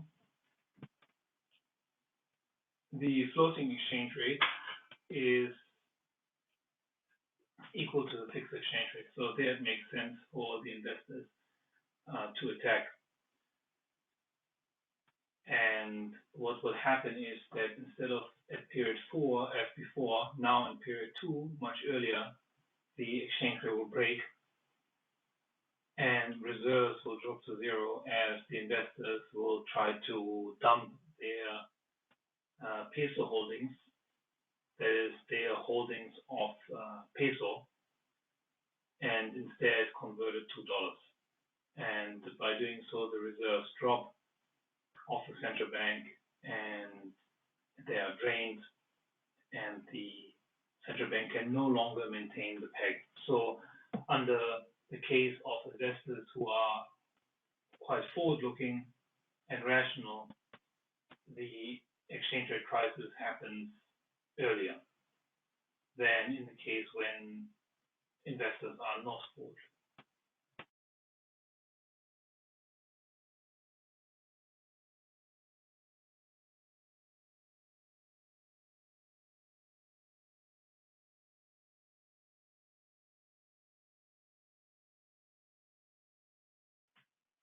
So the first generation crisis model is a model of an attack on the currency, a speculative attack, where investors are anticipating and calculating what the floating exchange rate would be, and then decide whether to attack in one period or another. And given that they look into the future, it seems to be the case that at one moment the reserves of the central bank are large, but if there is a coordinated attack between the investors, coordinated by their expectation of the market exchange rate, the reserves of the central bank can very suddenly go. So sometimes fixed exchange rates have a sudden collapse rather than a long lingering debt. And this could sometimes be due to also, this is outside of the model now, due to certain rumors that are spread in the financial market by malignant financial actors who have an exposure and who are betting on it. And these rumors might bring forward the time of the collapse of the fixed exchange rate. There could also be hedge funds and other investors who are actively trying to undermine the fixed exchange rate, and this would be, if you like, outside of the realms of the model. As here in the model, we have a market implied exchange rate that is different from the fixed exchange rate, but in reality, it is not so clear what that exchange rate should be precisely. So it's not necessarily very clear if investors should attack in period 2 or 1 or 3 and so on. But the model nonetheless helps us to understand that the timing, this is the essential point, that the timing of an exchange rate crisis can happen even if the central bank still has reserves at one point and then suddenly the reserves are gone. So that is the main point of the model, that if you have investors, the more forward-looking they are, the more sudden the drain of the stockpiles of reserves can happen compared to in the case where investors are quite mechanical and are not forward-looking.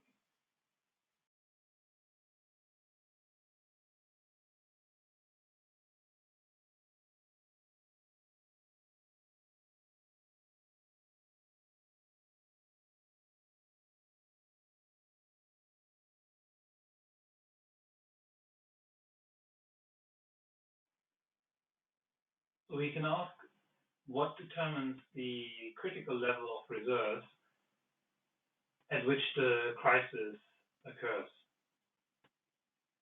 So the amount of reserves, RC, lost at the moment of the crisis depends on how much is the quantity that the money investors would like to convert into reserves once they attack. So the critical backing ratio when the attack occurs is RC divided by M, and that is equal to the change in money divided by M, and the change in money that is in the domestic currency and wants to leave the country and leave the domestic currency. Now that depends on how much money demand shrinks when we move from fixed to floating, and that is driven by the change in the interest rate. So it depends on how much money demand changes when the interest rate changes. The interest rate will change when we go to a floating exchange rate regime, plus the future rate of growth of domestic credit. So if the responsiveness of money demand is very high and the future rate of domestic credit growth is very high, it means that the critical backing ratio is higher.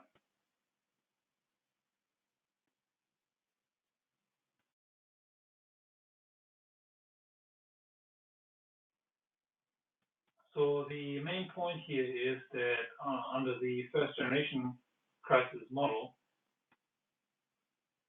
the beliefs and expectations about future fiscal policy matter. So the beliefs and expectations about future fiscal policy on the previous slide were partly about future domestic credit growth, and if the investors believe that in the future there will be fiscal dominance that is, that the central bank is required to finance the government deficit, then the required reserves will be much higher, as investors would like to dump their holdings of the domestic currency and convert it into a foreign currency. So it is not necessarily the current contemporaneous fiscal policy that matters so much, but more expectations about the future fiscal policy.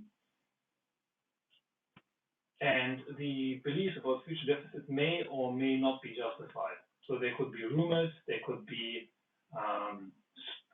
spreads by financial actors, or they could be justified looking at the electoral cycle of the country, what type of government will come into place, government that might be profligate or more conservative.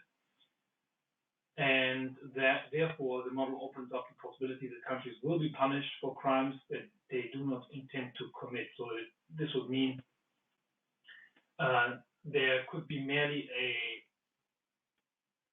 off rumor or belief in the investor community that spreads either naturally or is spread intentionally about the future fiscal policy of the country and to what extent it will be dominating the monetary policy of the country that could precipitously cause a currency crisis. And this is the first generation crisis model that stresses a lot the expectations and beliefs of investors about future policy in the country.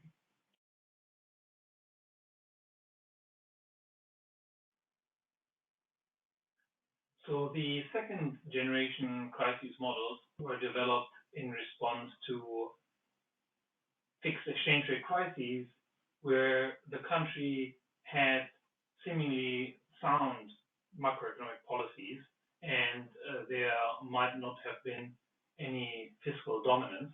Nonetheless, there could be a fixed exchange rate crisis. And the question answered is why fixed exchange rate crisis could still occur in countries which seemingly are doing everything right in terms of their consistent fiscal and monetary policy objectives. These models, second generation crisis models, explain that even when you have such, if you like, sound macroeconomic policies, there could still be a situation where the peg is breaking. And the second generation model provides a rationale and a framework to think about pegs breaking or fixed exchange rate crises, even though the fundamentals in the policy making of the country seems to be in order.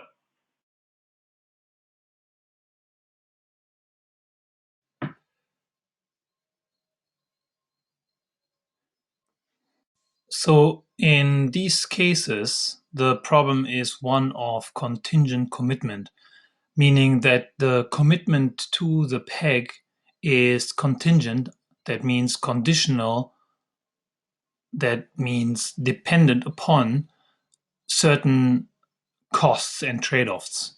So if the costs of maintaining and defending the peg are deemed too high and too costly, the authorities may abandon it, and therefore the commitment is contingent rather than unconditional. And the investors in the FX market are aware of this, and they will change their expectations accordingly.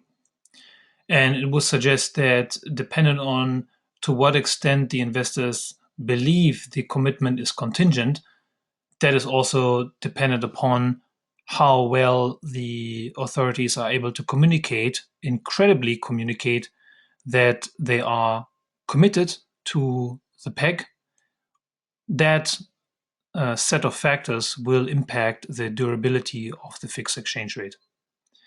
So as an example, in 92, the Bundesbank, the German central bank, raised interest rates to deal with the post-German unification rise in fiscal spending, partly to help the development of East Germany after it was joined with West Germany. And subsequently, Britain faced a higher interest rate and a lower level of GDP than they deemed desirable. Now, what could the UK do in that response if they are still committed to the peg? And that is something we will examine in the following slides.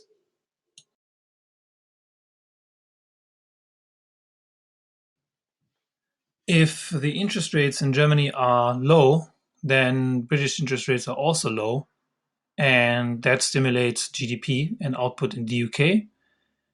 And that means that defending the peg is not so costly in terms of lost output. But if German interest rates rise sufficiently high enough, thereby restricting output in Britain, the UK could be expected by nobody to remain on the peg, suggesting that everybody thinks the UK will float and then lose monetary policy to boost output and depreciate the pound.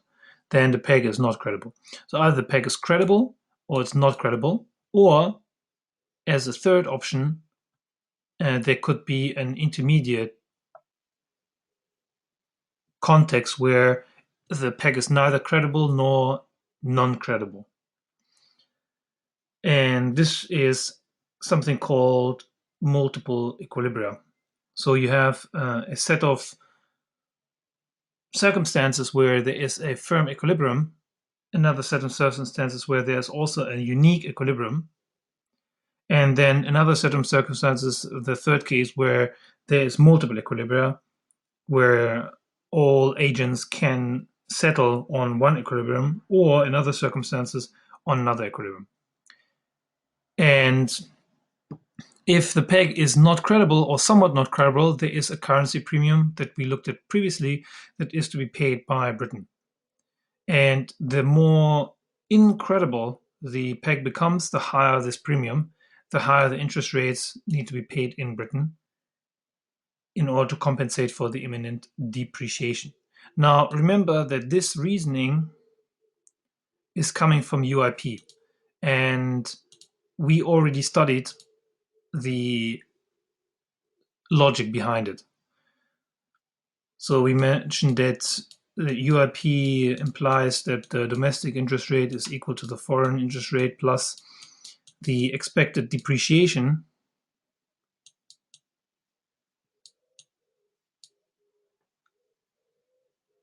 So this should be depreciation, if you can read it, plus a set of premia. And that is from UIP. So if UIP is such that everybody believes the peg to be credible, then there's no expected depreciation and no premia, no currency premium, no country premium. So country premium is when the country can default, but here we are excluding it. In terms of currency premium, this will be a premium if a currency is expected to not hold over and above the expected change in the exchange rate. But if the currency premium is positive, it means that the domestic interest rate can be higher than the foreign interest rate.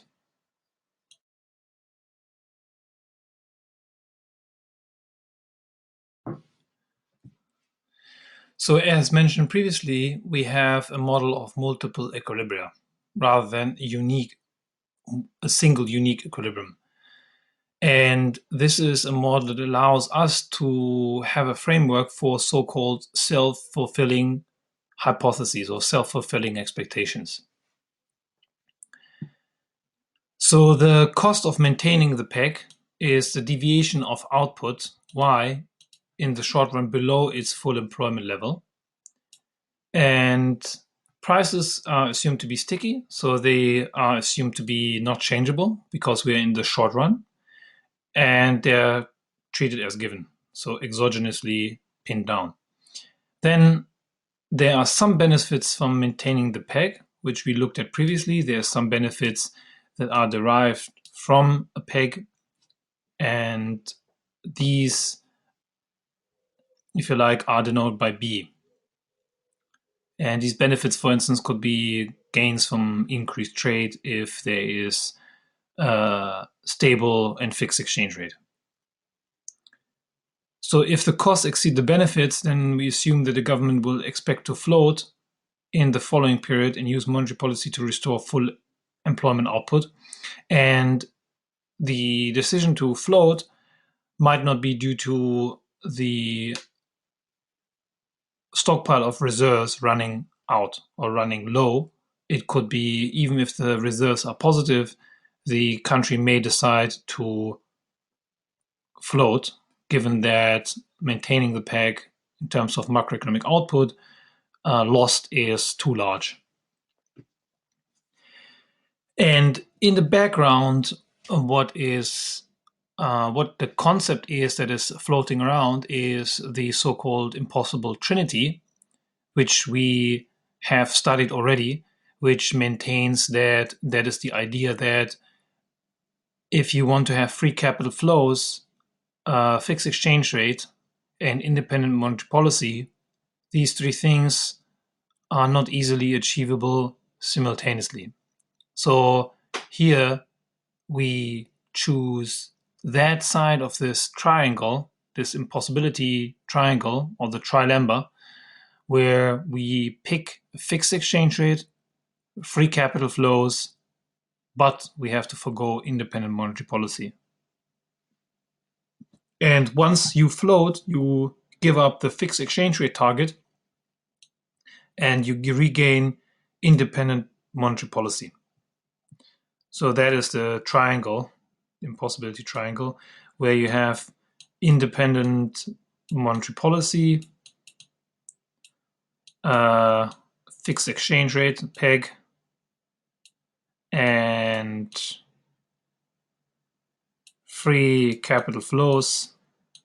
And at the beginning, what we choose is free capital flows and a peg, so we can achieve these two sets, but we forgo the independent monetary policy. And then subsequently, once we float, we go to the situation where we have independent monetary policy and free capital flows, but no peg. So that is the second scenario, and we start out from the first scenario.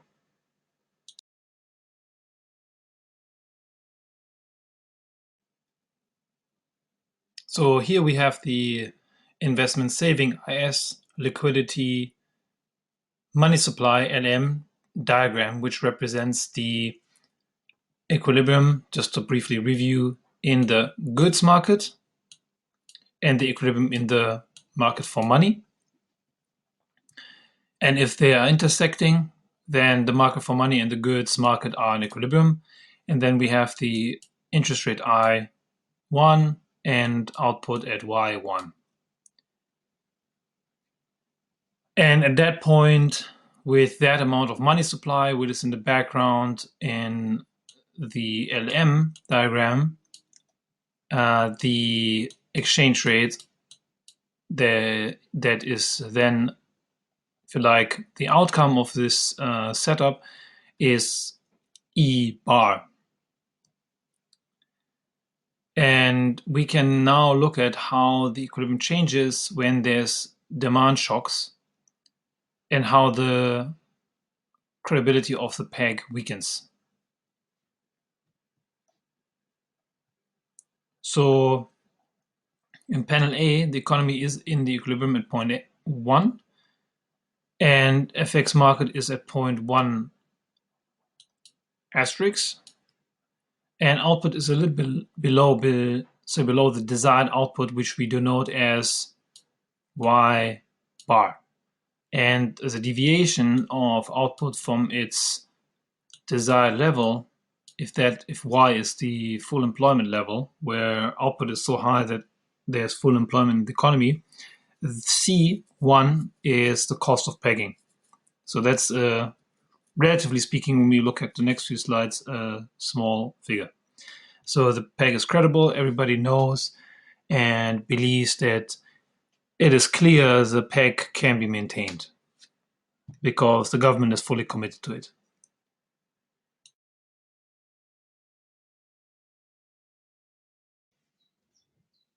So second, we have a recession, a large recession. Adverse demand shock causes IS curve to shift in. Say, let's that be due to animal spirits. There's some fear in the economy and people want to spend less. So autonomous consumption, if you remember your macro one-on-one and your Keynesian cross, goes down such that IS shifts inward. If you need a refresher, I suggest you read the textbook chapter in our textbook about the IS-LM diagram.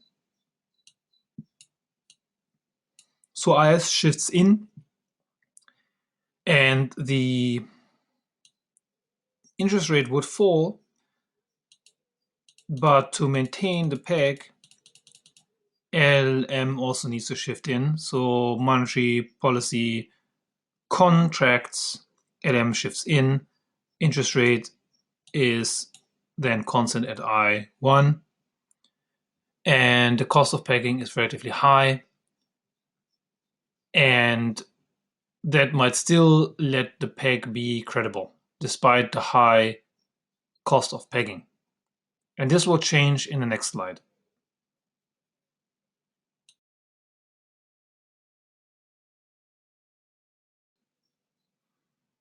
So now, if it is the case that the market anticipates there will be a monetary expansion in the coming period to restore full employment, if this is expected, then LM would be at LM4 because the money supply would increase, pushing LM out. Now, this has not happened yet. This could be just merely expected. If it is the case that people expect the government to feel the cost of output loss are too high. Now, if the interest rate as a result is expected, so this has not happened yet, if it is expected, anticipated in the future to be at I4, if that is the case, if in the future there will be a fall, what would happen is the exchange rate will depreciate as the interest rate falls.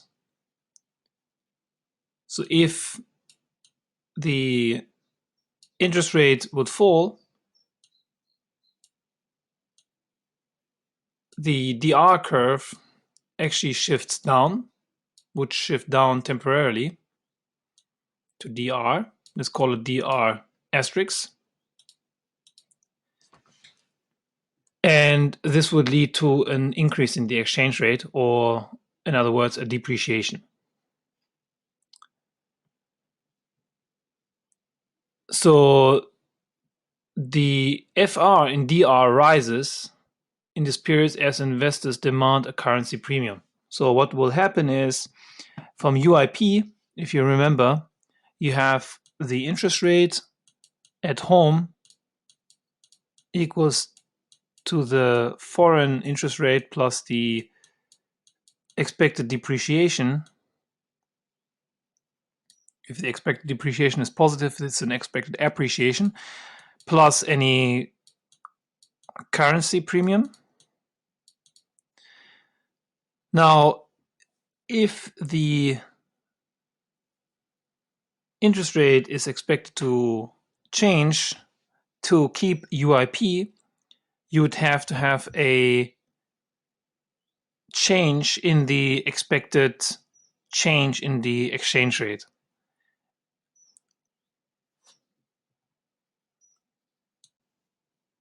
So because, or in case the country wants to attain full employment next period, it must move to zero 0.4, as I already mentioned. And because it is expected to move to 0.4, it needs to shift the LM curve out and allowing the FX market to settle at 0.4 asterisk, with the exchange rate depreciating to eat float, which is here. The peg would still be in operation today, but by definition, it would no longer be credible if such a policy change was to be expected or anticipated by the investors. Because the lack of the credibility, investors would insist on receiving a positive currency premium today because they expect the peg to break or attach some probability to the peg breaking, and therefore would raise home interest rates to I3, which is this level here. So instead of the exchange rate and the interest rate being at E float and I4, the interest rate actually rises to I3. If the interest rate rises, this would squeeze output even more, and it would move the ISLM curves to 0.3 and the FX market to 0.3 asterisks. The cost of pegging the cost of pegging is equal to C3, and this is even higher. So C3 is the difference between the intended level of output and the actual output.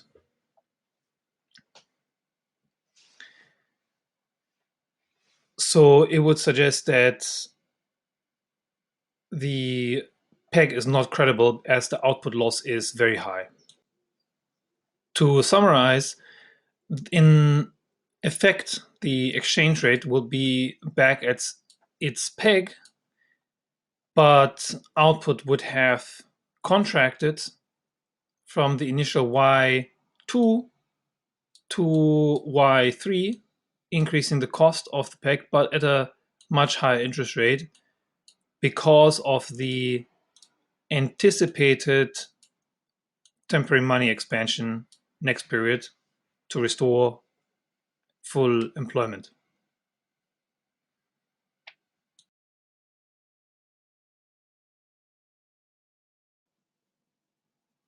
To sum up, if the investors in the FX market switch to believing that the peg is not credible because they expect the government to conduct future monetary policy that is not consistent with the current peg, then reserves drain, interest rates rise, and the output gap costs increase even more. And the cost increases more if the output gap is larger to begin with.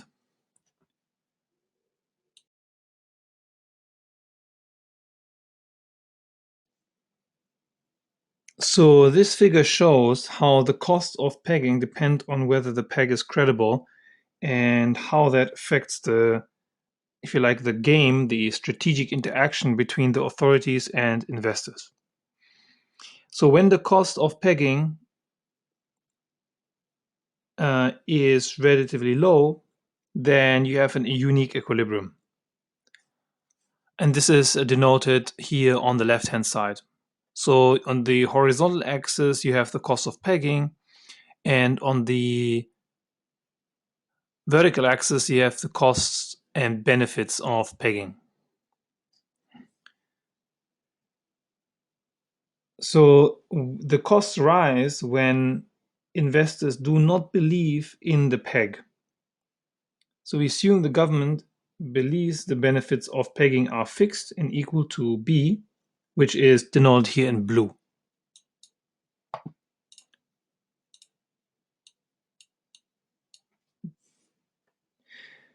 In this context, the peg is always credible in zone 1,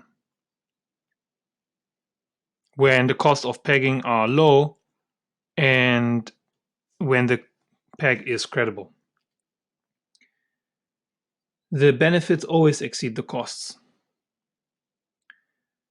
The government would never want to depreciate, and investors are aware of it. Now, the peg is always non-credible in zone 3, where the costs always exceed the benefits. The government always wants to depreciate, and investors know it. Where here B is always lower than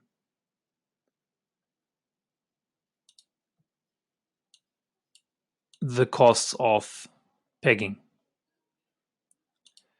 Now, in zone 2, that is, there's a gray area in the middle. If investors believe the peg is credible, costs are low and the peg will hold. If investors believe the peg is not credible, costs are higher and the peg will break, which is a possible jump from 2 to 3. Although the cost of pegging are the same, technically speaking, once the investors believe the peg is no longer credible, the costs rise. And although not much has changed, if the investors' beliefs change or they are on purpose spreading rumors that the peg is likely to break, then the peg becomes less likely to hold, and this is a sort of self-fulfilling hypothesis. So if you think the peg will break and you try to convince everybody the peg will break, the peg actually may break. So this is the idea of a self-fulfilling hypothesis.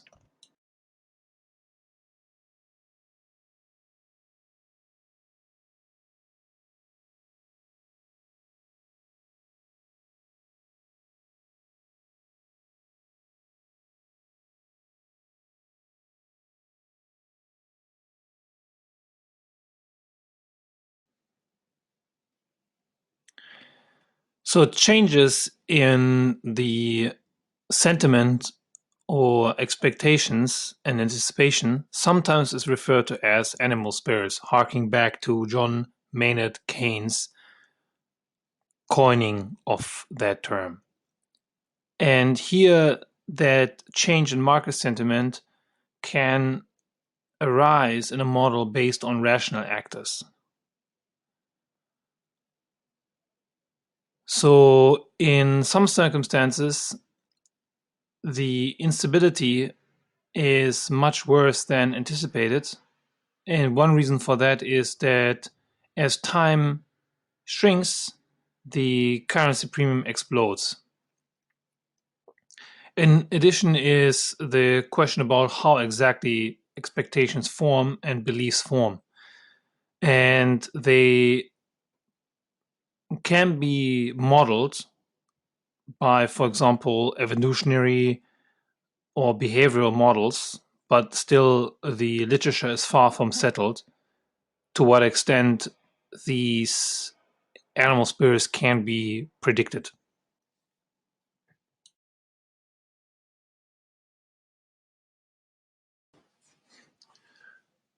So George Soros' firm was one of the speculators that helped to undermine the British peg to the German mark.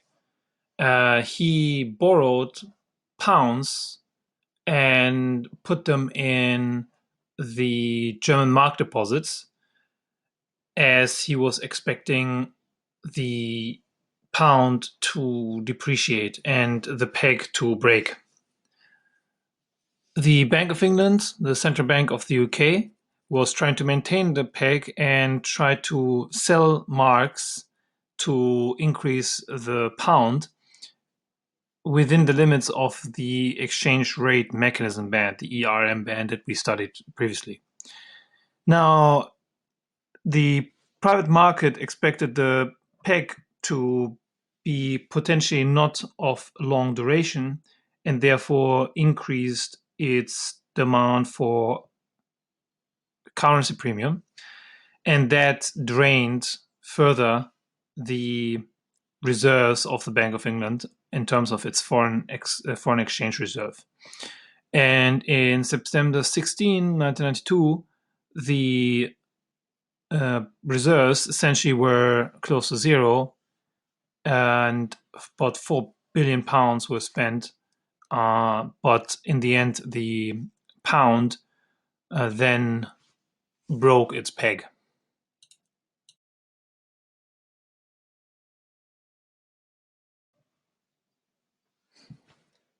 So, in conclusion, if indeed the government policies are contingent, they will depend on market sentiment. But in turn, that animal spirit and the beliefs of the investors, the market sentiment, in turn depends on what the market believes the government will do. So it's a mutual, if you like, influencing a simultaneous equation setup where one thing influences another and that other thing influences back the initial factor. So, in other words, if the costs of pegging are low, then pegs hold. If the costs of pegging are high, and that is assumed or expected to be high, then the crisis happens more quickly and more frequently. And in between these extremes, there is some ambiguity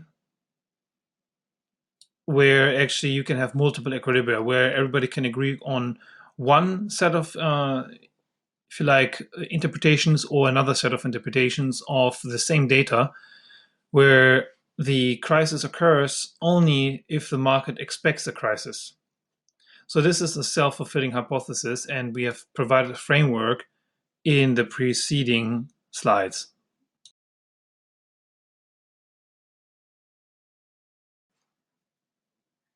To sum up, when we looked at exchange rate crises, we can have adverse fiscal conditions increasing the money supply, and that leading to a drain in the reserves when reserves are sold to purchase domestic credit. There can also be changes in the real economy that can weaken the commitment to a peg, whereby the money supply, not just the, if you like, not it's not just its composition changes, but also its level increases, and that could, if you like, lower interest rates and thereby induce the peg to break.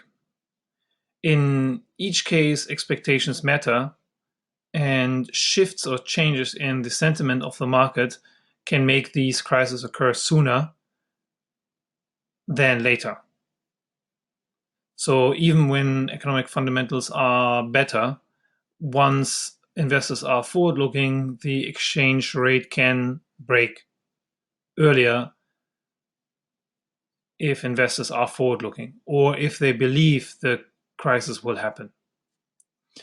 So it suggests a bigger point about who is to shoulder responsibility for foreign exchange crises. Is it the government or the monetary authorities that are conducting inconsistent policies, fiscal policies that are not consistent with their exchange rate target? Or is it the case that investors are bad actors that intend to make a profit and they are causing the crisis? In some cases, it can be one, the other, or both. And one has to be careful in judging and looking at the data to, if you like, come to a conclusion what were the most contributing factors to an exchange rate crisis, whether it was a internal cause that led to the crisis or if the crisis came from the pure speculation and negative influence of speculators.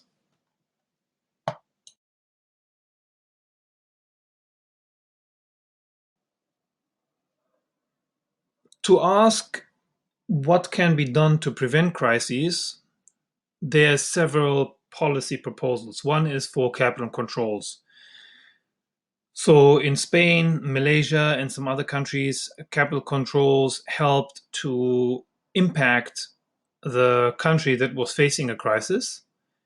And in large samples, however, if you have a lot of different countries in the sample, these effects might be weak or negative. However, since recent times, at least after the financial crisis of 2007 2008, the official view, even of institutions such as the International Monetary Fund, the IMF, have changed their uh, orthodox view about capital controls, and they now suggest that these capital flow measurements, CFMs, the capital flow measurements, can be temporary, helpful solutions to manage a crisis or even prevent one or contain one from further having a negative effect on the financial market or the economy of the country. Now, secondly, moving beyond capital controls, we have the case against intermediate regimes. So, some researchers conclude that intermediate regimes are risky. So, instead of being, if you like, in the middle between different corners in the triangle, it might be better to move to the corners. So, this view came to be known as the so called corner hypothesis, suggesting that either a hard, very hard peg like a currency board or a true float were recommended rather than something in between. Again, this is not applicable to all countries and all circumstances. It has to fit the unique circumstances of each country. So it is preferable not to be ideological about these policy proposals, but look at it in terms of case by case and country by country cases, by country, um, and then decide whether or not a country should move its exchange rate regime away from the one it has currently adopted.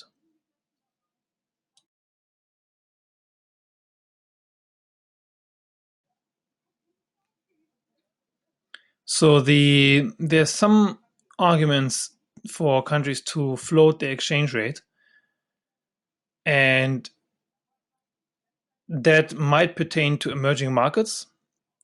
But in reality, most emerging markets or many emerging markets have not chosen to float their currency. Plus, we have also seen that the benefits of a peg might be greater for emerging markets, and the cost of a peg might be lower for emerging markets in terms of lost output.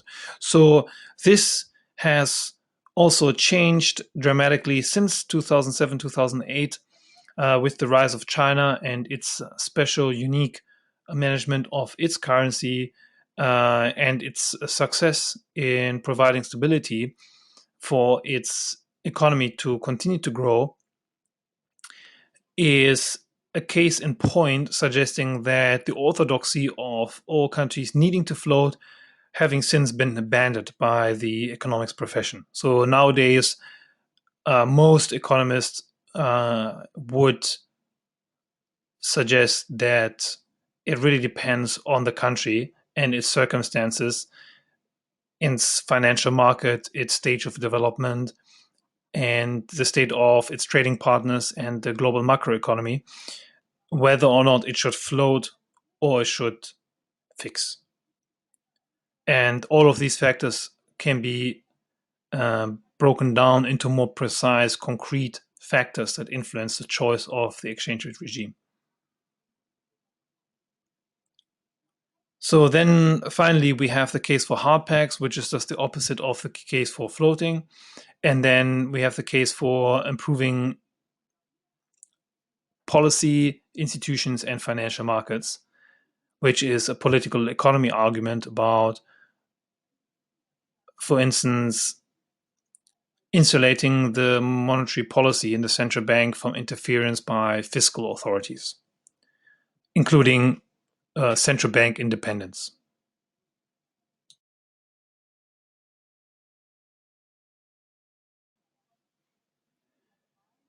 Finally, you have the case of international institutions such as the IMF being an international lender of last resort, and it is to some extent, as it can lend countries funds in case of a crisis. However, these IMF programs are highly controversial because they come with certain strings attached, and in some quarters is perceived to be a one-sided set of economic policies that are not necessarily broadly supported by the, if you like, the economics profession, because these strings that are attached to IMF programs sometimes might be too stringent and might go, if you like, put emphasis on the wrong sets of sectors or reforms in a country that would look very different if the IMF had a different economic view on economic development and macroeconomic stability. So IMF programs are highly contentious, to say the least. As you see in the picture on the right-hand side, there's a lot of criticism of IMF programs.